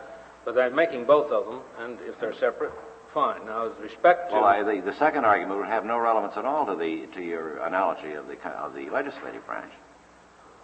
Well, I don't want to mislead the court into thinking that I believe Mr. Jaworski has no right to determine any evidence that he can use. But ultimately, you tell us that it's constitutionally the President as chief executive, and therefore as constitutionally the chief prosecutor, or whatever the statutes might provide, has unrestricted discretion to determine what evidence he will or will not use in prosecuting a case. That is correct. Which is quite a different concept from the other concept. You make them both under the same rubric, as I say, but it seems to me they're quite separate arguments. And I think they're well-founded in the law. I know you do, or you wouldn't make them. Now I'd like to move, if I may, to briefly the suggestion that the issue here is non-justiciable on the grounds other than I've already mentioned, namely the context in which this case unfortunately now finds itself. It seems to us, briefly, that the case is non-justiciable for somewhat more technical reasons. First, this is an issue where someone has to exercise some discretion. There are no real bounds or standards by which that discretion should be exercised, and by traditional standards of this court, where that exists, then this court ought not to take the case.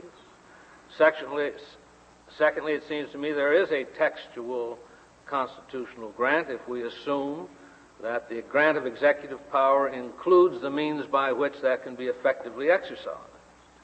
A second ground. Third, of course, there is the political involvement which I have suggested. Therefore, I suggest, quite briefly, that even if there is subject matter jurisdiction, the case is non-justiciable for these additional reasons. The standards of Baker and Carr and Powell are not applicable here. There's no individual's rights who are being protected against the onslaught of government. The President is not here as an individual. He's here as a constitutional officer in whom the executive power is vested. There is no philosophy that would support a finding of justiciability on the grounds that we're strengthening the democratic process, as was true in Powell and also to a greater extent in Baker and Carr. If anything, a decision in this case against the President would tend to diminish the democratic process. This President was elected on the theory that he would have all the powers, duties, and responsibilities of any other president. And if it's determined that he doesn't, there is a certain amount of diminution of the political aspect of the case, insofar as the constituents who voted for him are concerned. This president ought not to have any less powers than any other president ought to have. And one of the necessary results, as I view it, of my brother's argument is that because of the circumstances of this case, Richard Nixon is, let's say, an 85% president, not 100% president. And that can't be constitutionally. The framers of the Constitution had in mind a strong presidency. As we know, they considered a number of alternatives, maybe a presidency consisting of 3 members. All of those suggestions were discarded, and a strong presidency was decided upon, may I say, to the distinct advantage of this country as history has developed. Now, by reason of an action of a grand jury, the special prosecutor suggests that this president has something less than any other president would have. I would only call your attention to the action of the framers in the Constitutional Convention when the issue was raised as to whether or not a president who was under impeachment should be suspended during the pendency of the impeachment proceedings. And the decision was definitely he should not, because the framers envisioned a strong, active president, even in the course of impeachment proceedings. They did not want this country to be led by someone who didn't have those full powers, even if he were then under impeachment. And indeed, this president continues to function as president, as he should, even though there are impeachment inquiries underway. Mr. St. Clair, if I may interrupt you again, is what you're telling us now directed to your point that this is a non-justiciable political question, or is it directed to your point that that executive privilege is absolute and that the determination of it is to be made? I think it involves both. It's non-justiciable, if I may, because it does involve the court in a political matter. Now, the mere fact that politics is involved, of course, has not prevented the court from taking action in appropriate cases where individual rights are involved or where the franchise of voters could be strengthened by a decision in the court. I'm suggesting in this case the converse is true. Therefore, the justification between in Baker and Carr and in the Powell case is not available or not applicable here. Furthermore, however, the argument still, in my view, has force with respect to the consequences of the grand jury action in naming him as a co-conspirator, which we suggest they were not qualified to do. The President is not above the law by any means, but the law as to the President has to be applied in a constitutional way which is different than anyone else. Namely, we suggest that he can only be impeached while in office and cannot be indicted until such time as he no longer is in office. Well, let's assume we accept that proposition. What follows from it? Well, then the naming of the President by a grand jury as a co-conspirator, if that has the effect of diminishing the President's rights, it's a pro tanto, if I may say, impeachment. I should think you could run the argument the other way, saying that since the President cannot be indicted, then all that can happen to him is that he can be named as an unindicted co-conspirator. That could be said, but by the naming him of an unindicted co-conspirator, we suggest, is an intrusion by the grand jury on a function that is solely legislative and not judicial. Well, a president could be sued, could we, for back taxes or penalties or whatnot? Well, in questions of immunity, I think individually he could be. The Constitution speaks of persons, any person. That's correct. I think the President could be sued for back taxes in his individual capacity. But in terms of his power to effect the responsibilities of his office, to protect the presidency from unwarranted intrusions into the confidentiality of his communications, that's not a personal matter. It may be, and one of these defendants might be completely exonerated from something in one of those tapes. As I've suggested, that if that defendant will satisfy a court that there is such a tape and will identify it or even come close to it and persuade a court that that would exonerate him, or there's reason to believe it might, I don't believe we'll have a question. But that's not what my brother here is asking for. He's asking for a set number of tapes, not for Brady purposes, although he throws that in, but he really wants them, he says, for prosecution.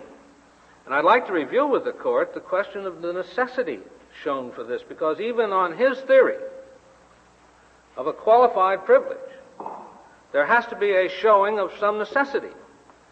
Now, we should understand, I'm sure the court knows, that all of these individuals here involved have testified before the Senate Select Committee, with the exception, I believe, of Mr. Colson, who now has pled guilty under a plea bargain where he's agreed to cooperate, so the special prosecutor has the full benefit of his testimony. They have testified on one or more occasions before a grand jury. In addition, the President has furnished to the special prosecutor the transcripts and tapes of the critical conversations involved in this alleged conspiracy, and I might review those very briefly with you. Mr. Dean, in his Senate committee testimony, suggested that on September the 15th, the President acknowledged knowledge of a cover-up. He changed that later to testimony that he believed that was so, or it was an inference. But in any event, the President furnished that portion of that tape of the conversation with Mr. Dean.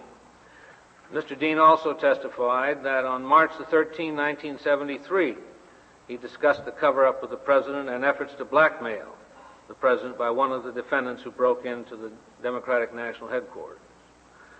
Later it developed that that was mistaken, that it was actually on March the 21st, and the grand jury indictment proceeds on the theory of March the 21st.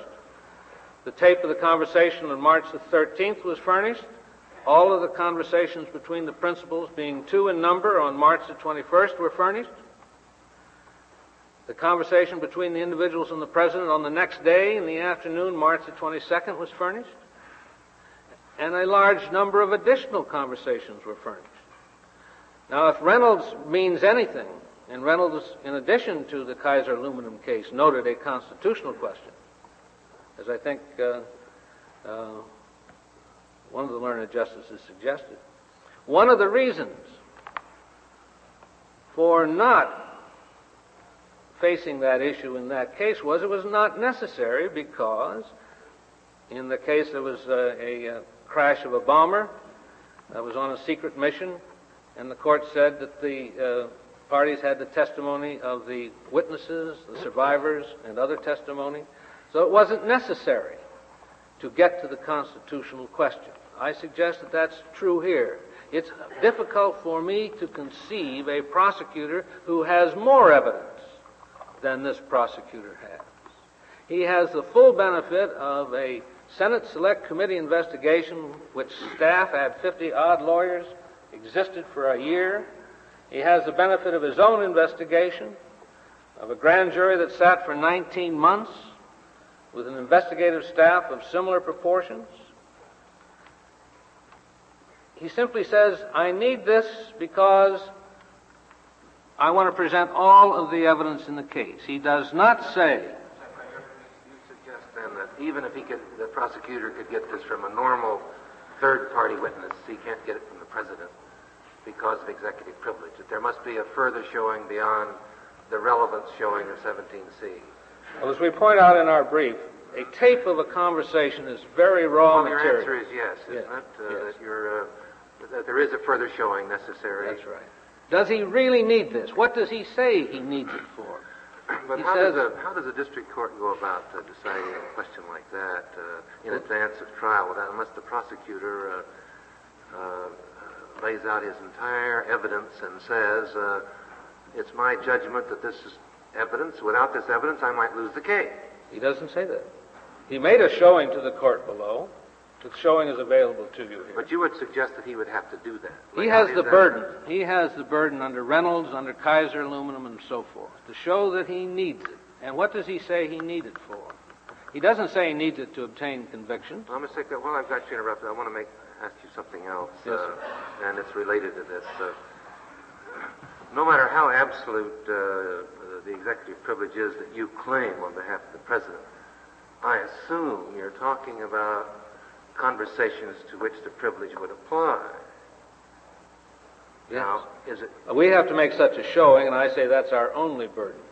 You wouldn't suggest that every conversation the President has while he's in office would be subject to executive privilege. No, it has to be a confidential communication. Well, it has to be in the course of his duties as President. Yes, but it's President carrying out his duties as President under the Constitution. Yes, sir. Now, I don't suppose if he was talking with one of his aides, Mr. Holden or Mr. Ehrlichman, about an investment of his out in California or some other place. Or a tennis game or whatever. Yes, you wouldn't suggest that... And my brother doesn't suggest that's what he wants either.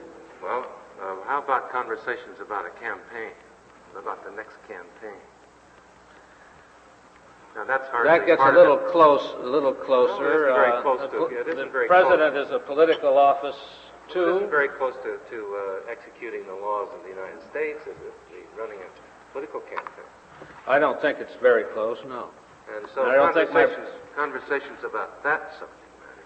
My brother isn't seeking any such conversation. Well, I know, but shouldn't the President have to say, at least, even if the privilege is as absolute as you say it is, shouldn't he at least have to say, I believe or assert that the executive privilege applies to this tape because this conversation is in the course of the performance of his duties as President?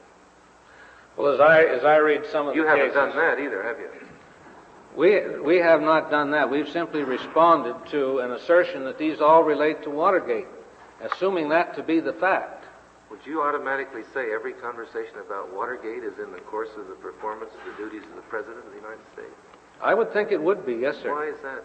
Because he has the duty, A, to enforce the laws, that is to prosecute these cases, and B, he had to take care to see that the laws are enforced, that is to investigate them. And much of this material does relate to the investigation, as 1,200 and some pages of the public transcript fully discloses. But I would be ready to concede, and I don't think it's a difficult problem between us, that the President should show that the circumstances are appropriate for the claim of such a privilege, and I think such language appears in Mink and perhaps even in Reynolds and in Kaiser Aluminum. Simply, it has to be a confidential communication, first of all. And how about, do you concede, or what is your view of the privilege with respect to whether it reaches factual assertions in a conversation?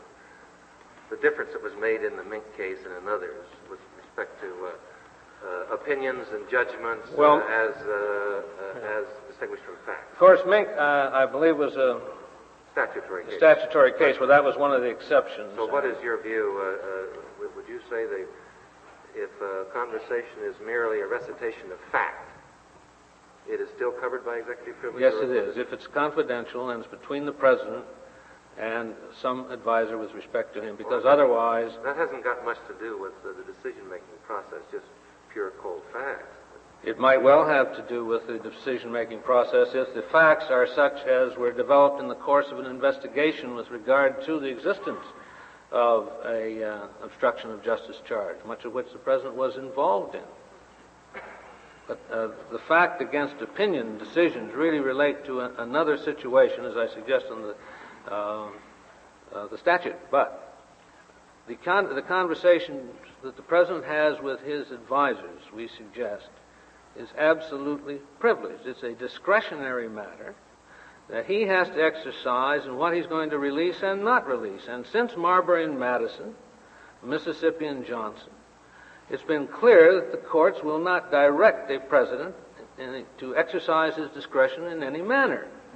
This is not to say that the courts won't strike down, as in Sawyer, excessive action on the part of the president, or excessive action on the part of the legislature. That has happened a number of times.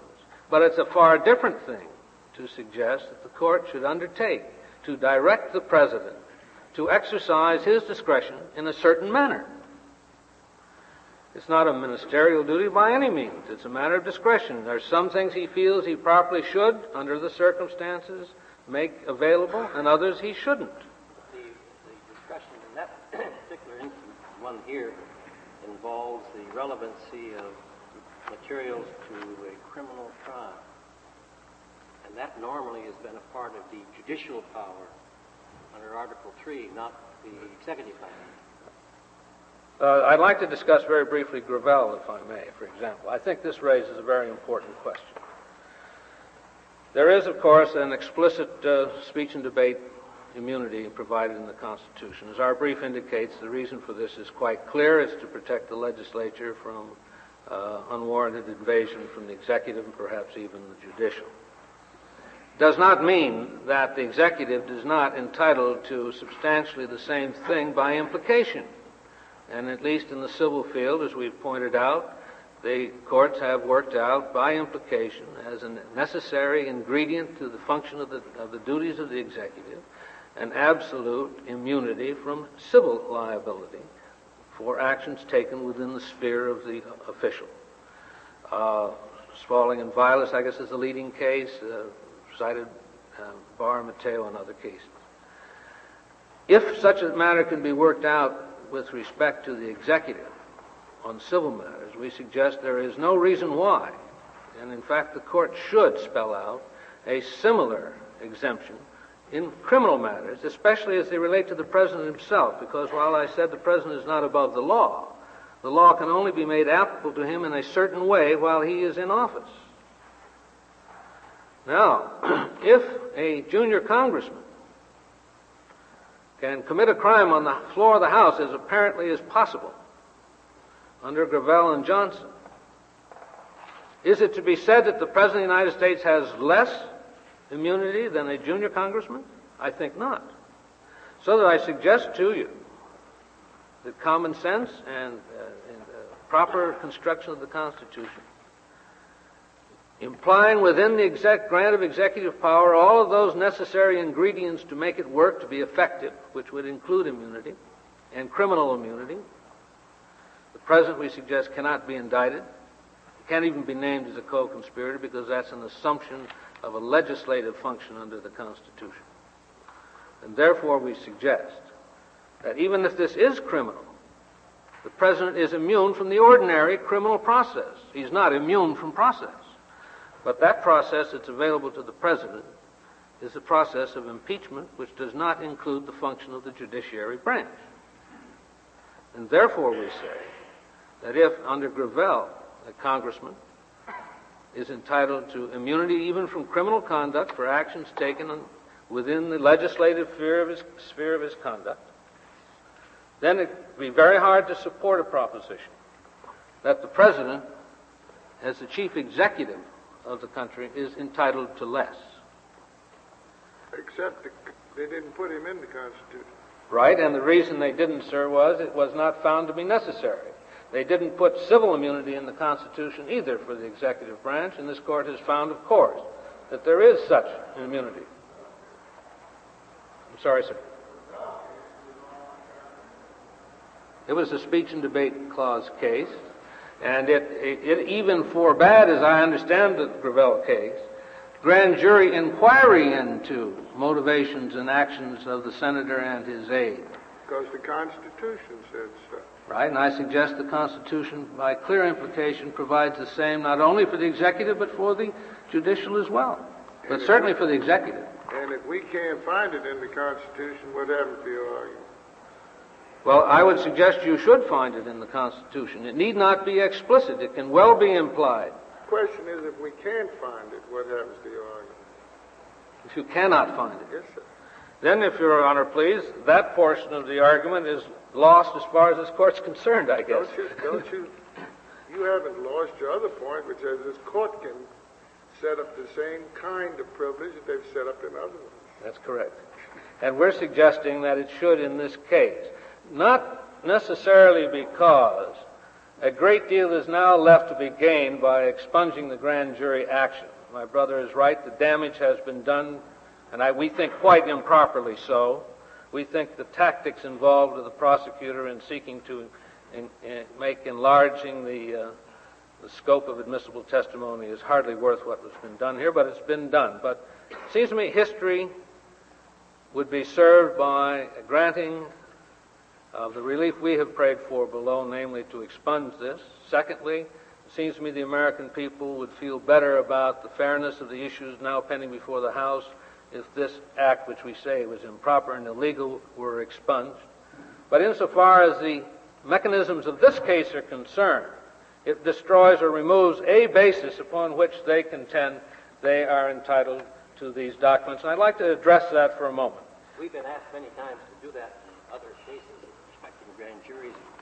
Up to date, I don't think we've ever come anywhere near doing it. And up to date, you've never had a President of the United States named as a co-conspirator either, sir. That's very true. And the President of the United States, I don't mean to be facetious about it, but the President of the United States, we suggest, can be proceeded against only by impeachment while in office. And his powers are unabated until such time as he leaves that office. Now, with respect to this suggestion that a grand jury finding is prima facie evidence... That, of course, has never been decided either. No. This case is unusual in many respects. This suggestion that a grand jury finding is prima facie evidence, and therefore the President has lost whatever privilege he otherwise would have had, isn't borne out by either the facts or the legal issues and principles involved. A grand jury finding is not prima facie evidence. Even if it's mentioned in an opening argument in a criminal trial, there's a grave risk of a mistrial. The cases cited by my brother, particularly the Clark case, are clearly cases which require a showing in court, or in Clark, a showing to the judge that there was prima facie evidence of wrongdoing. You may recall that's a case involving an investigation into a juror, as to whether or not the juror had performed properly. And the juror, it had been shown, had testified falsely in the qualifications that she had never had any business relations with one of the parties, when in fact she had. The court said, well, there's a finding of wrongdoing, and based on that, now I will look into the juror's deliberations to see what she did. But Justice Cardozo made it very clear that if he hadn't been able to make a prima facie showing of wrongdoing by evidence before him, there would have been no cause for letting in the light, as he put it. And the Ewing case and other cases, which are relied on by my brothers, are all cases where there was a prima facie showing in a courtroom. Now, a grand jury charge is not prima facie. In the first place, it's only accusatory. It's not even admissible in, nor can it be referred to in a trial. Secondly, it can well involve incompetent evidence, as this court recently decided, and it's totally inappropriate to suggest that a president who otherwise would have a very valuable privilege, and I think I should emphasize the value of this privilege, because it is a valuable privilege. All you have to do is read Justice Reed's decision in Kaiser Aluminum, and he spells it out quite clearly, the importance and value of this privilege. To simply say to have a grand jury make a charge that destroys that privilege is an argument that I don't think can be sustained. Mr. St. Clair, you have not mentioned in your argument a few moments ago on the question of the absence of any provision for immunity for judges or the presidents. You haven't mentioned the holding of this court in Pearson against Reid, where, as I recall it, the court assumed with a sentence or two that there was absolute privilege for the judiciary, but that the privileges of the executive, in that case, policeman, was qualified. The court had no difficulty in concluding that it did not require an express constitutional provision to spell out an absolute privilege for judges. These were state judges in that case, of course. Well, if Your Honor, please, I don't believe that simply because the Constitution does not explicitly state the immunity, as it does in the Speech and Debate Clause, should this court hold it does not exist in criminal matters. I would like to make one point with the court, however, because I'm sure the point will be raised concerning Justice Kerner, for example. There's a distinct difference, as we point out in our reply brief as we view it, between a president of the United States, a single individual in whom the entire executive function is vested. A president serves 7 days a week, 24 hours a day, and only he, or those under him, performing his function, can exercise the executive function of our government. Now, if a congressman or a senator, or even if a judge, or a vice president, is removed from his duties, matters go on. But a president doesn't have that opportunity to take a vacation. It's vested in one individual, and deliberately so. This is pretty far afield from the basic question here, which is the testimonial privilege. We say it's a constitutional privilege. Not prosecutorial immunity, but for testimonial privilege is what we're dealing with here. That's correct. I think so. I would want to make the point with you that we think that the privilege we're arguing for is both common law and constitutional. I understand. It's constitutional because it's inherent in the executive power. I understand your argument. And it's common law because this matter it's of always whether or not existed. a judge can be prosecuted criminally, or it has to do with nothing questions to do with of immunity. testimonial privilege, does it? Well, my brothers seem to think it does because they say because of the implications of criminality here, the president has lost something he otherwise would not have had. I understand. May I, since I've already interrupted you, may I please do prevail upon your good nature a little more, Mr. St. Clair, to ask you whether it is your claim that any of these materials have to do with what have sometimes been called matters of state, i.e., matters of international relations or national defense. Mr. Jaworski assured us that they did not involve matters of state, but I would like to hear what you have to say about that, because, as you well know, both the commentators and court decisions have made a dichotomy between the privilege that exists with respect to ordinary general confidentiality on the one hand of the executive and matters of state on the other, to which a higher privilege has sometimes been thought to be accorded. Well, I think if a higher privilege has been accorded, it should not, but in any event, the privilege of confidentiality is not unimportant. However, let me direct myself to your question. The answer to your question is no one knows. But you won't know until you listen to these tapes as to what subjects are discussed. My brother can only state that it's probable they relate, at least in part, to whatever he says, Watergate. Or it's likely that it might. And I've had the experience, for example, where circumstances were such that the House committee felt that it was likely that a conversation took place between the Attorney General, Mr. Mitchell, and the President regarding plans for surveillance of the Democratic Party. When you looked at the conversation, it wasn't there at all. But in this case... So I have no way of knowing, nor does the prosecutor know, what additional matters may be interwoven into these conversations. One thing is certain. In believing Mr. St. Clair and understanding Mr. St. Clair that in this case, to date, no representation has been made by affidavit or professional representation or otherwise that any of these materials have to do with national defense or international relations. No, and no representation can be made to the contrary either. And that would be, therefore, a matter to be, under the existing order, now under review of Judge Sirica, that would be submitted to him later in camera.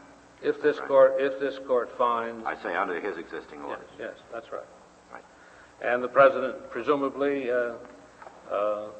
if he were to comply with that order, would make such a representation in an appropriate case. But the fundamental point is that we believe, for the reasons stated, that the President's right to confidential advice is important, and it's actually fundamental to the proper functioning of his government.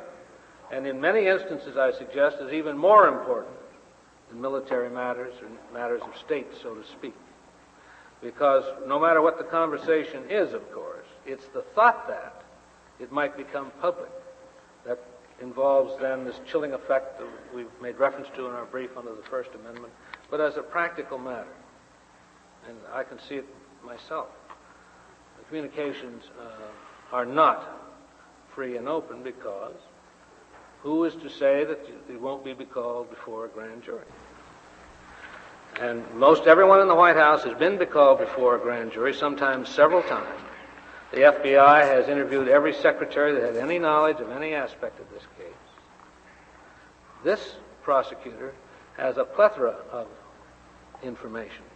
He says he wants to try this case with all the evidence. Well, he knows better than that. Nobody tries any case with all the evidence. You'd be buried in minutiae. You select the evidence that you think most appropriate to your case. You don't try it with all the evidence. And this special prosecutor has mountains of Who is information. to determine how much evidence a prosecutor needs? Only the prosecutor. That's correct. That's correct. Not the court. Don't you agree? And if that evidence constitutes presidential confidential communications, then I suggest, if Your Honor please, the President determines that. Many cases have been lost because the prosecutor had too much evidence. Well, I suggest that's probably the fact here. So when my brother says, I don't need this evidence to win these cases, in my opinion, but I need them so I can present all the evidence. I've been trying cases long enough to know, and so has he. That's not what he's really after. Yeah, I've tried a few too. But St. Clair, I was just wondering, where do you see the burden here is on the prosecution? The burden under 17C is clearly on the prosecution. And the burden is clearly on the prosecution on every other aspect. Right. And now, how much is enough for our phrase we've been kicking around, prima facie? Well, I suggest whatever was considered by this court in Reynolds to be enough is more than enough in this case, We have the testimony of every individual involved. A number of them have pled guilty. Dean has pled guilty. Colson has pled guilty. Kalmbach has pled guilty, etc., etc. All under plea bargains where they are under obligation to fully cooperate. This prosecutor is not, nor does he say at any point that he needs this information to prosecute successfully these cases. Just to pinpoint another issue, let's assume for the moment that we didn't agree with you on your test of privilege, and let's just assume that the only issue that was left in the case was the 17C issue. Now, then the president wins, in my view. Well, because? Because the prosecutor cannot show that the evidence he seeks is relevant and admissible. Because of the nature of the circumstance, he doesn't know what's in there. Well, I suppose there are two parts to the question. One, how much of a showing does he have to make as to what might be on the tape?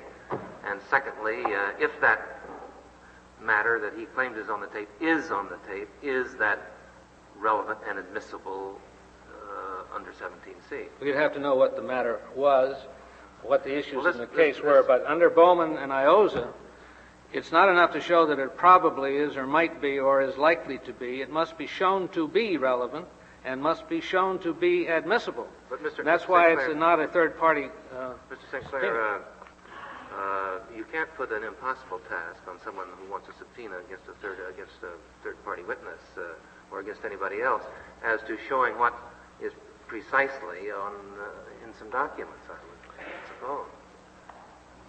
Well, if you want to utilize the 17C, then I suggest that's what you have to do. He's never listened to the tapes. He doesn't know precisely what's on them. You would say that he could never subpoena a tape unless he had already gotten it. As a prosecutor, that's right. Well, as a grand jury, that's another matter. If he had sought these under a grand jury subpoena, we would then be directly faced with Nixon against Sirica, which we happen to think was improperly and incorrectly decided. But under 17C, we're dealing with a prosecutor's subpoena. The decided cases make it quite clear there must be a specific showing of relevance and admissibility. Now, if he can't do it because of the nature of the matter, then that's his problem, not mine. The cases you're talking about are cases where a defendant sought discovery of evidence from or sought material in a prosecutor's file. Most of those cases are, but there is at least one case, I think it's Grossman, that says the rules are equally applicable to the prosecution. It's cited in one of the footnotes in our brief. But a 17C subpoena is conceptually a subpoena for known information. Conceptually, if the prosecutor is looking for things, he should utilize a grand jury subpoena.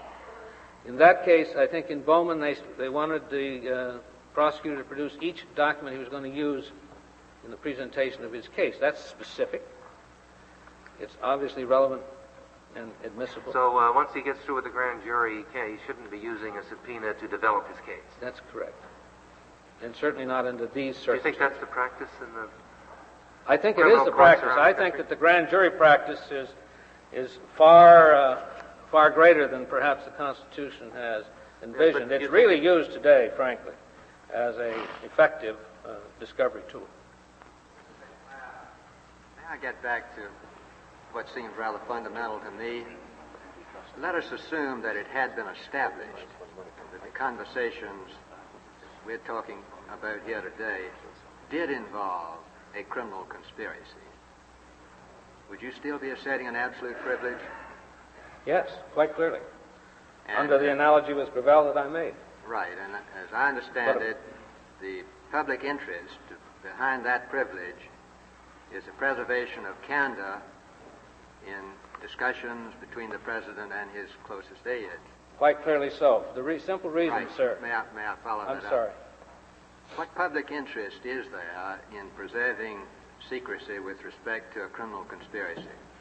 The answer, sir, is a criminal conspiracy is criminal only after it's proven to be criminal. And we're not at that point yet.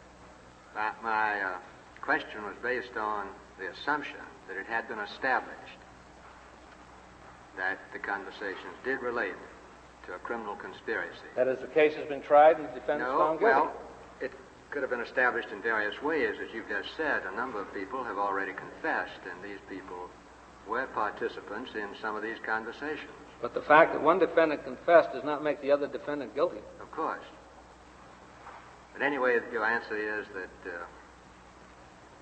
you would still... First of all, the answer is yes, even if it is criminal, but more importantly, it is yes, because criminality is something that is not necessarily determined at the time that you must resolve the issue, and that you should not destroy the privilege in the anticipation of a later finding of criminality which may never come to pass. It is quite conceivable that a number of these defendants will be found innocent. And in fact, in theory, they are innocent right now. But what is the public interest in keeping that secret?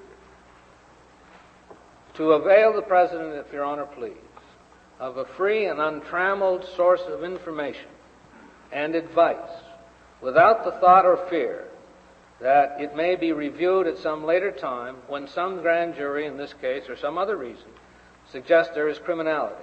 For example, it's very important... I'm sorry. You did release him for the grand jury in this case.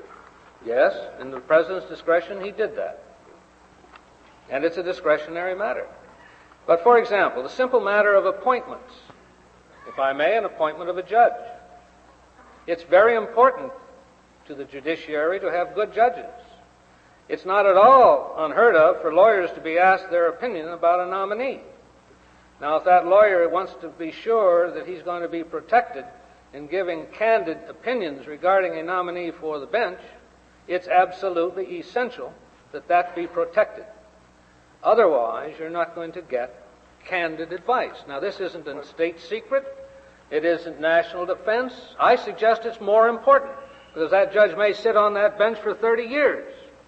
Well, don't you think it would be important if the judge and the President were discussing how they were going to make appointments for money?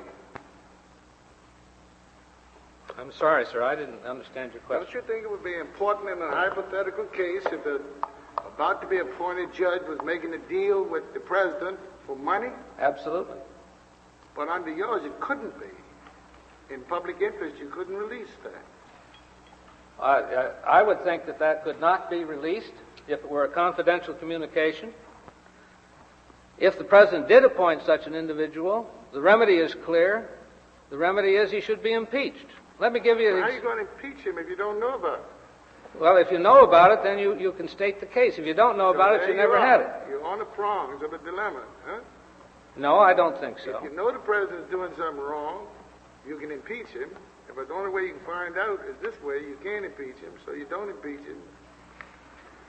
You're losing it someplace along there. Well, this is, I think, what was suggested in the Seaborg case, where the court said, well, gee, if that's so, then fraud could be all covered over and so forth. Human experience has not demonstrated that that's a fact. Very few things forever are hidden. Secondly, however, this case is not that case. As I pointed out, there is a plethora of information. This is not a case where there is no information. If anything, there is more than enough. What you're telling us also could be argued the other way, that there's been a waiver, and neither that is suggested by my brothers. Your brother have talked about waiver. I don't suggest that. My brothers suggest a waiver, but this privilege is not like the Fifth Amendment privilege or attorney-client privilege, where if you let out one word, you've lost the whole thing. That would defeat the purpose of it. As we point out in our brief, public policy requires as much publicity as the President, in his discretion, determines would be appropriate, and the more information, the better. And if you rule that one utterance constitutes a waiver, you're not going to get it. You're not going to have that thing. This is a discretionary privilege that the Constitution, by implication of necessity, and history has shown, is inherent in the executive function, as indeed it is in other functions. We've cited in our brief similar examples of the legislature insisting upon such a privilege, even against subpoenas from courts, the executive, and the courts themselves. Mr. Sinclair, you're cutting into your... I know I am. I do appreciate being reminded of that, and I think I would preserve it, which I think is 10 more minutes.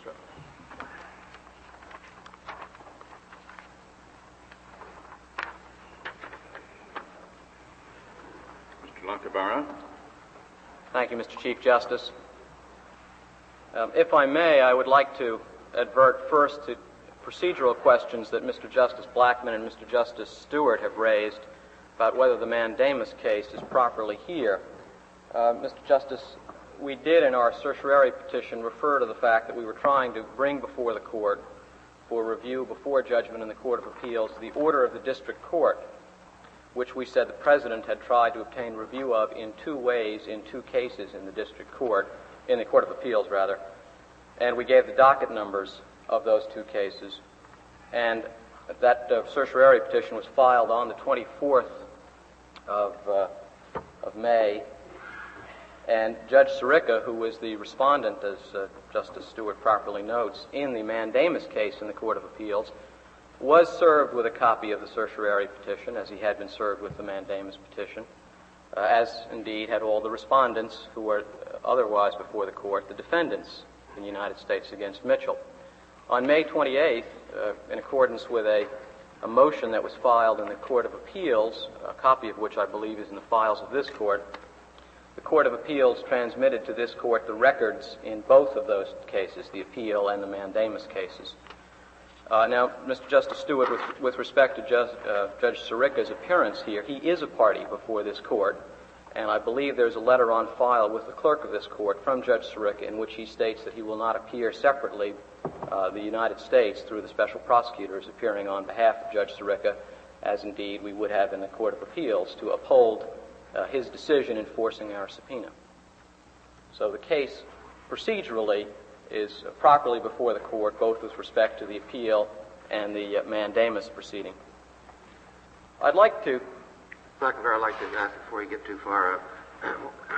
Let's assume you get by the jurisdictional matters and also the standing question, the intra-executive dispute matter, and we get to the executive privilege, or we get to the merits, so-called. Which end of this case would we normally start at, anyway?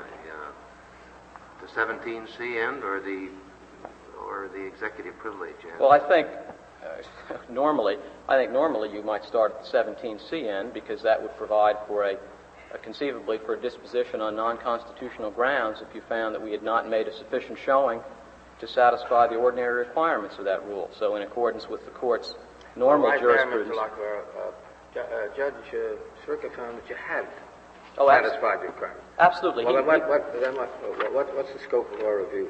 We have made the suggestion that any appellate court reviewing this kind of determination applies a standard of whether the district judge, who was intimately familiar with this indictment, and with the 49-page appendix showing that we submitted in demonstrating why each of these 64 subpoenaed conversations was material, he made the finding that we had clearly demonstrated relevance and an evidentiary nature. What's our standard of appellate? And your standard of review should be whether he has abused his discretion. Clearly erroneous? Clearly erroneous standard, yes, sir. What about the standard, though? I'm sorry. The basic standard he followed. What about the basic standard of I think 17C? the parties are in agreement that Bowman Dairy and Iozia, that district court decision, established the basic criteria.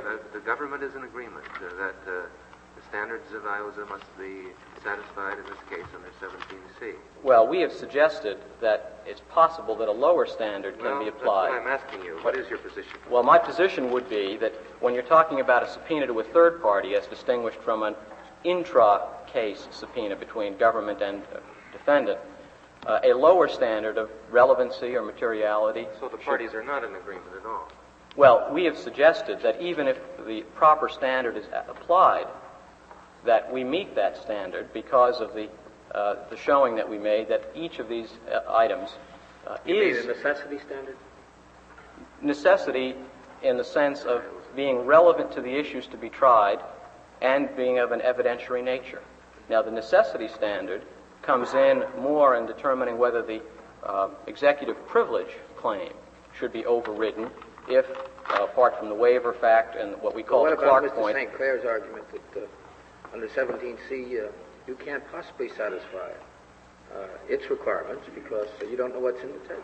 Oh, well, that obviously we don't think is a proper legal standard, and the courts have said. In fact, we go back to Chief Justice Marshall's opinion in the Burr case, where exactly the same suggestion was made by the United States Attorney in opposing the subpoena, that Burr hadn't specified which portions of General Wilkinson's letter were really going to be material, and Chief Justice Marshall applied with his eloquent common sense, of course not, because he hasn't seen the letter yet.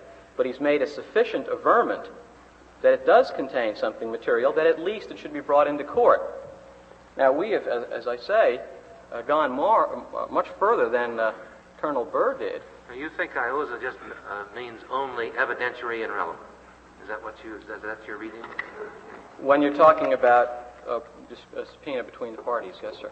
They talk about other criteria, which I think are really subsumed, whether it's a fishing expedition, whether you're going off on a frolic.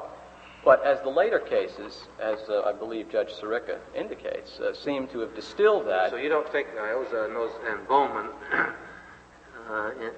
requires any showing that this particular evidence be something more than evidentiary and relevant? That it be critical? No, sir, I don't believe so. I think that, as you were suggesting before, and as Judge Sirica held, it's never been the law that once an indictment is returned, the prosecution is not entitled to continue gathering evidence. The burdens of proof before a grand jury and a trial jury are clearly different.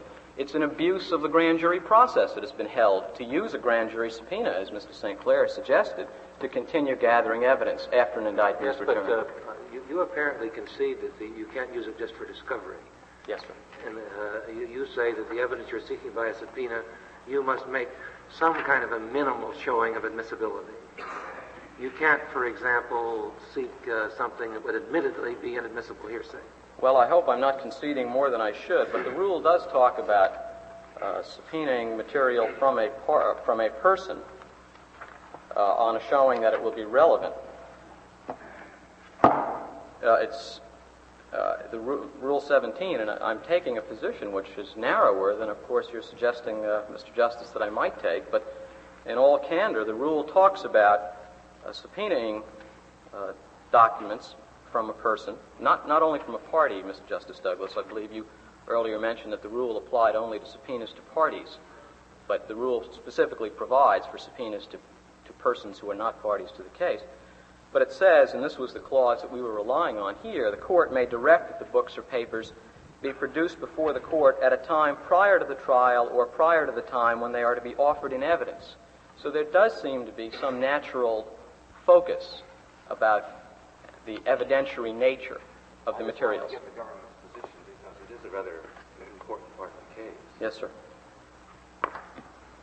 We insist, as Judge Sirica found, that with citation of chapter and verse, if I may, in our 49-page showing before the district court, with references to sworn testimony, as well as with representations about what witnesses will testify at trial, we demonstrated why each of these subpoenaed conversations satisfies the Bowman-Dairy IOSIA Rule 17c standard.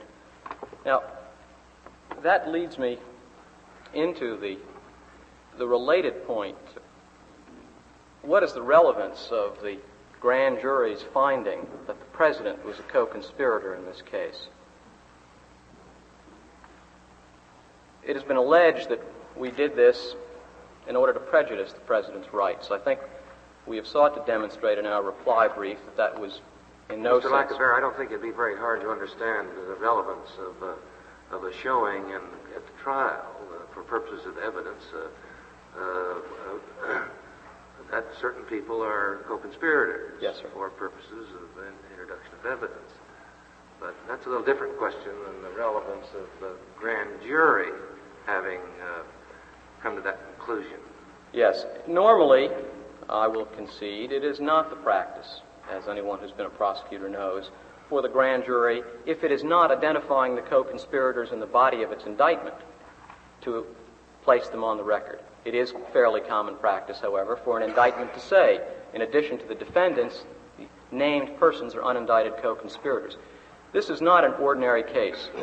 That may be so, but even if they name it in the indictment, that isn't enough on which to base the introduction of out-of-court statements by a unindicted co-conspirators. Yes, that was the point that I wanted to get to in discussing what we call our Clark argument. We have never argued, and of course there would be no basis for arguing, that the mere grand jury finding, whether on the face of the indictment or in the grand jury's minutes, that the President or any of the other 18 unindicted co-conspirators were members of this conspiracy, would itself be enough at trial to warrant the judge's admission of extrajudicial statements given by those co-conspirators. We're not making that contention here.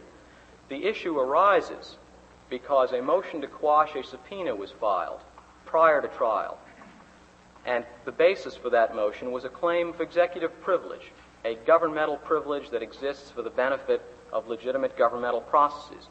We countered that apart from Nixon versus Sirica and the balancing process, and apart from the waiver argument that we also developed at some length, this President, as difficult as it was to say this, not because of the evidence, but because of the inherent awkwardness of it, this President is not in a position to claim this public privilege for the reason that a prima facie showing can be made that these conversations were not in pursuance of legitimate governmental processes or the lawful deliberation of the public's business.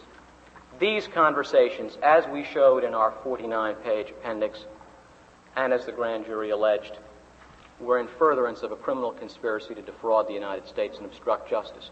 We did not rely, even before Judge Sirica, and we do not rely here, merely on the fact that the grand jury made this determination.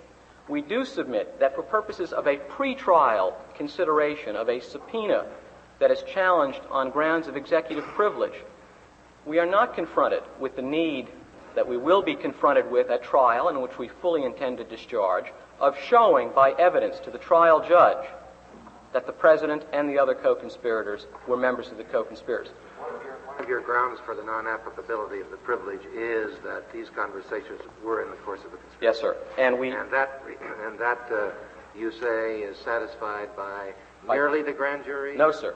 No, absolutely not. Just a moment. I'm sorry. It isn't satisfied merely by the grand jury finding, so a court must go on and make its own determination. If they were going to agree with you on this ground. Let me back up a little. I see the point that you're making. We are taking the position that the grand jury's determination is conclusive on the court on two issues. A, that a conspiracy existed, and B, that President Nixon was a member of the conspiracy. That is not enough, we concede, to override a claim of executive privilege, because, as Mr. St. Clair well says, he is still the President, and he still is in a position to invoke executive privilege. Where we have said we must bear an evidentiary burden to the satisfaction of the court is on drawing the nexus between the subpoenaed conversations and the conclusively determined prima facie showing that there is a conspiracy of which the President is a member. We made that evidentiary showing to Judge Sirica. That showing is before this court. Judge Sirica found that that showing was sufficient. And for that reason, as I believe his opinion, although it had to be guarded because these items were placed under seal, reflects that he did make the showing. That showing, or such a showing, could arguably have been made whether or not the grand jury had named the President. Could it not? Yes, sir. It could have been made as an evidentiary matter. Exactly. But we are... You say it was? Pardon me? Isn't it your position that it was independently of the naming of the President as an unindicted co-conspirator? Yes, sir. The evidence that was placed before Judge Sirica, we would submit, would be sufficient to make that showing. And we have said that that is not legally necessary, that we did not have to prove a conspiracy, in effect prove the whole case that may take 3 months to try in order to defeat a claim of executive privilege before trial. This court has frequently said that the criminal process would be burdened down unduly if proceedings were preceded by many proceedings. That's exactly what we have here. We submit the evidence is sufficient. Judge Sirica, the evidence, this is a situation in which the showing that we did submit, intrinsically we submit, tracks the allegations of the indictment and provides independent evidentiary support for those allegations.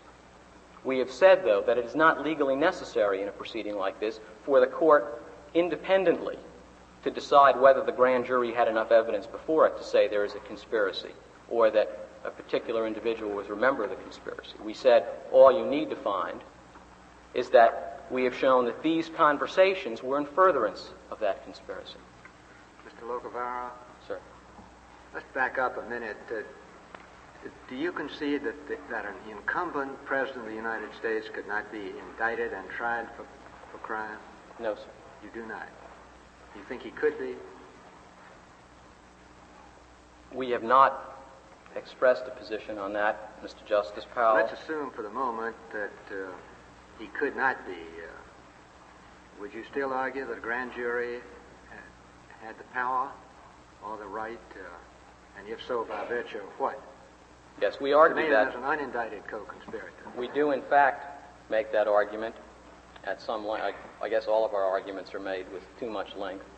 But we do argue at length, sir, seriously, that the question of presidential indictability, which we offer some views on, just to show that the question is an open one, because of our obligation, we believe, to the law and to the court, is not really determinative of the question that is really in this case, to the extent that the court reaches the expungement argument advanced by counsel, or to the extent that the court does not reach the so-called Clark argument that executive privilege just cannot be invoked here. The issue of presidential indictability does not determine the issue whether an incumbent president can be named as an unindicted co-conspirator by a grand jury. We have shown in our brief why even persons who do have some constitutional immunity, and counsel argues that implicitly under the framework of the Constitution, the president should have an implicit immunity from prosecution. Even such persons can be and frequently are named by grand juries as unindicted co-conspirators. The practical arguments that may militate in favor of a judicial recognition of some unique immunity for the president alone, not for circuit judges, not for Supreme Court justices, not for members of Congress, but the president alone, it may be held at some later date, is immune from prosecution. But that by no means suggests the answer to the question here. And the grand jury elected not to test that issue. The thing that I was wondering about is that there is only one president, and the executive power is vested in him.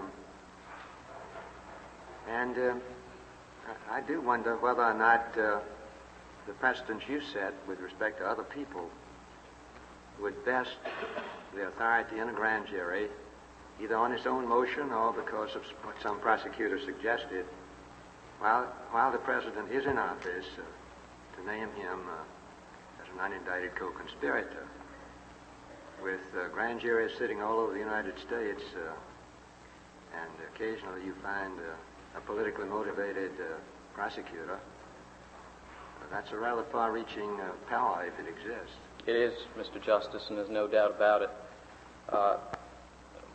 We are conscious of the delicacy of the issue. We have suggested, however, that although there is some conceivable opportunity for abuse, our judicial system, our democratic system, is based on several fundamental propositions, one of which is that grand juries usually are not malicious. Even prosecutors cannot be assumed to be malicious. We also assume, as this court regularly holds in First Amendment cases dealing with public officials, that we have a resilient society where people can be trusted to sort out truth from falsehood. We have a robust debate. I submit to you, sir, that just as in this case a grand jury would not lightly accuse the president of a crime, so too that the fear that perhaps without basis some grand jury somewhere might maliciously accuse a president of a crime is not necessarily a compelling reason for saying that a grand jury has no power to do that. I think the system may be vibrant enough to deal with that, and I think the inherent dignity of the presidential office and any incumbent provide him with a notable check against being defeated or as my colleague says, impeached by the action of a grand jury. This is perhaps the most notorious event and notorious case in recent times when the grand jury's action was disclosed. I venture to say that although it was a difficult time for all concerned, including the prosecutors as well as other counsel and the president and the country, the president has not been displaced from office. He still is president. He still functions all in accordance with his constitutional powers. Mr. Lacovara, I wanted to get to this mechanical question that Mr. St. Clair brought up. Assume for the moment that a given tape, one of the 40-odd, 46 is it that you're asking for? 64, 64, sir. I had it transposed. One of the 64 tapes is, in fact, 1/8 of the total time, which might be several hours, apparently, because they're long tapes. That 1/8 of it involves discussions of the people who are under indictment here. But that 7/8 of it, in fact, now, you'll have to assume this, includes conferences with the secretaries of the cabinet, the joint chiefs of staff, the chairman of the Atomic Energy Commission, very high-level people, and perhaps some staff people as well.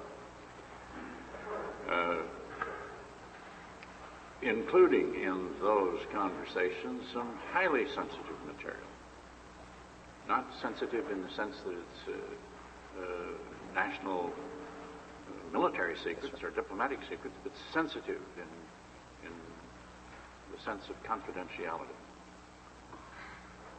Would you not think that some mechanism ought to be available that if the participants are identified, as you've got them all identified by the voluntary submission of the President, as to the 64, that if the participants are identified and the time frame specified, that the certificate of the major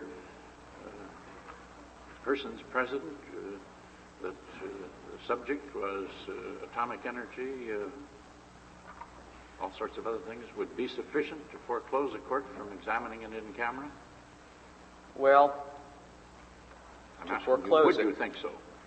The answer to my question, Mr. Chief Justice, is yes, because these are the procedures that have been set up in the Court of Appeals decision of Nixon versus Sirica, which were found to be eminently practical when the tapes subpoenaed by the grand jury were submitted. These are 6-hour reels.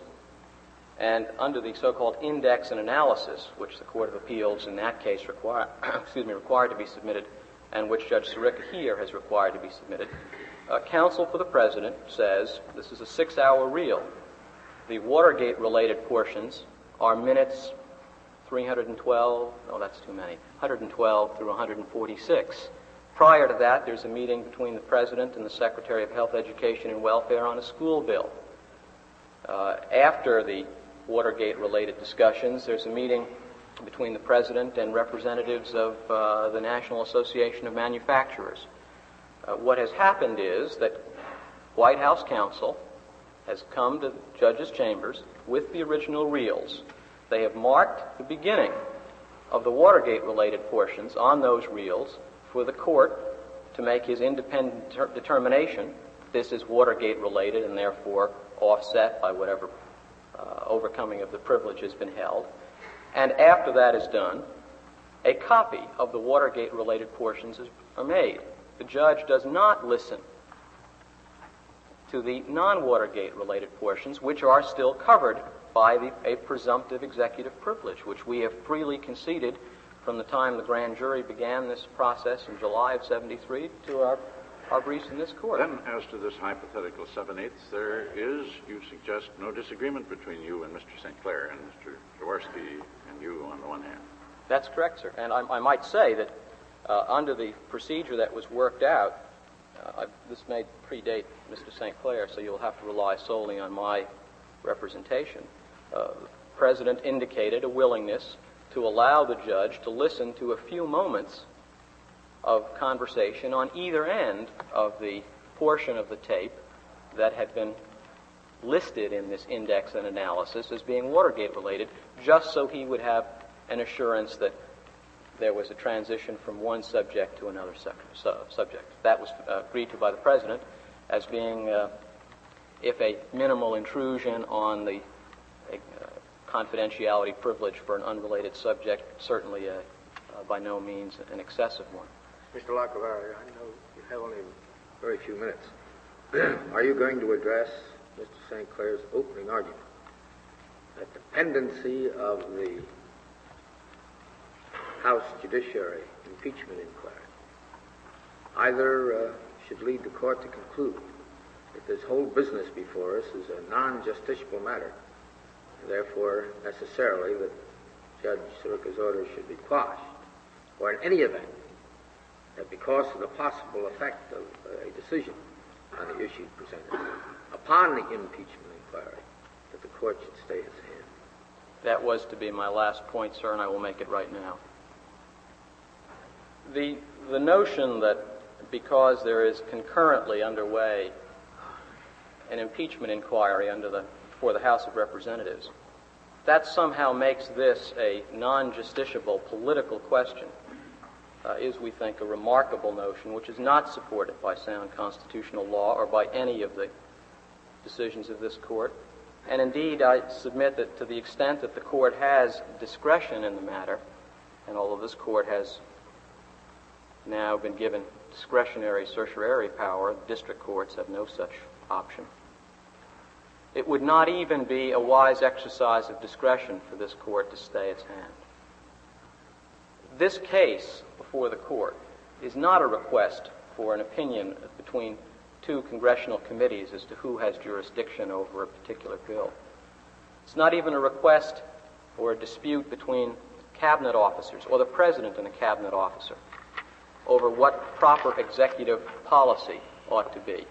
This is a criminal proceeding, a federal criminal case against 6 defendants.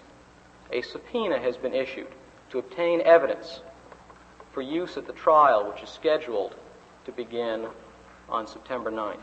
The court cannot escape the fact that this is a trial of tremendous national importance, but a trial that was brought to a head without regard to the impeachment inquiry. This is an independent, separate constitutional process that is underway. And a traditional, ordinary, prosaic remedy, a subpoena, has been utilized to obtain evidence for that trial. There's some debate about whether the evidence is critical to our prosecution. I noted in Justice Rehnquist's opinion a few weeks ago in Michigan against Tucker that he echoed, or presaged perhaps, the same point that Judge Sirica made, that it's really the obligation of the prosecution to present all of the material evidence for the jury, for the fact finder to pass upon. That's what this case involves. Now, to say that there will be public consequences, even political consequences, to the court's action does not mean this is a political question so that the court must regard it as non-justiciable. The same argument would have prevented this court from deciding Marbury and Madison. It's common knowledge that Chief Justice Marshall himself was threatened with impeachment if he decided the case against President Jefferson. He went ahead and did his duty on behalf of this court. Later, in connection with the Burr trial... He really decided it in favor of President Jefferson, didn't he? No, sir. He didn't? No, sir. He stated expressly... He surely decided it. Jefferson won the case, the battle, but lost the war. Well, if you... Of judicial supremacy. The case is normally thought of as being solely concerned with original jurisdiction. But if one reads the case again, sir, I submit, Chief Justice Marshall got to the original jurisdiction point only after he had been very decisive in saying that a lower court could issue and should issue and would be obliged to issue the mandamus to Secretary Madison because the President had no legal power to order Secretary of State Madison not to issue that commission. He held that. It might be called dictum, but it certainly in the time was a courageous act. But the basic ruling in the case related to the original jurisdiction of the court under Article 3, did it not? I concede that, sir. Later, however, when he did go on in 1807 to issue the subpoena to President Jefferson, That was an act of profound political consequences, but he stated again eloquently that it was the court's duty to obtain evidence if it were material to the trial. The notion that political consequences should stay the hand of the court is a notion that, again, speaking through Marshall, the court rejected in Cohen's against Virginia and the Cherokee Nation case, where it was common knowledge that the state legislatures in Virginia and Georgia would interpose themselves and defy this court. And Marshall uttered the words which I think are justly famous, that just as the court can't reach out for jurisdiction it doesn't have, it has an obligation to exercise the jurisdiction it does have, whatever may be the political consequences of that act. The court's action in Ex parte Milligan in telling President Lincoln that he did not have the power to conduct the Civil War the way he wanted to conduct it. Again, profound political consequences.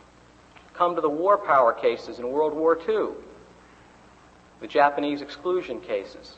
This court did not say that because of the consequences for the president or because of the political reaction to a decision one way or the other, the court should stay its hand. And Youngstown, where our colleague's brief closes by quoting Justice Frankfurter's brilliant concurring opinion, saying how the court should, as an institution, be reluctant to decide great constitutional questions. But he went on to say, we have an obligation to look into an assertion of presidential power. And even if the embarrassment to be caused to the president by our disagreeing with him would be profound, it is still the duty of the court to tell him when he's wrong. This court, in Powell against McCormick, how could there be a more political case than telling a House of Congress that it had to seat a member that it had excluded? But the court said the Constitution forbade it. It's up to the court to decide what the Constitution allows. And even though the court interprets the Constitution differently from another branch, that's the judicial process. So separation of powers here, or the notion of political question, whether something is committed to the final determination of another branch, far from supporting the president's position, demands that the court affirm the action that Judge Sirica has taken. This is emphatically the province of this court to decide. Not to belabor the point, but perhaps the finest chapter in the court's recent history has come, and finest chapters have come in the fields of reapportionment, civil rights, and the procedural rights of the criminally accused. It would be naive to say that those were not profoundly politically important decisions, but they were made as decisions of constitutional law, despite the consequences that political branches might face. Despite the public reaction, the court understood its duty to interpret the Constitution. That's all we ask for today. That's all Judge Sirica has done. We believe he has done it correctly. We believe the case is fully justiciable. We believe the principles that have been briefed by the parties support the correctness of the decision below. And we submit that this court should fully, explicitly, and decisively and definitively uphold Judge Sirica's decision. Thank you, Mr. Lacovara. Mr. Sinclair, you have 15 minutes left. Thank you, Mr. Chief Justice, members of the court. In response to my brother's most recent argument, of course Sawyer was an important case with political implications. Of course the other cases were, in and of themselves, important cases with political implications. But this case is different in that the decision in this case will have an undeniable impact on another proceeding. And another proceeding, which the Constitution says is essentially a political proceeding, from which the court is excluded.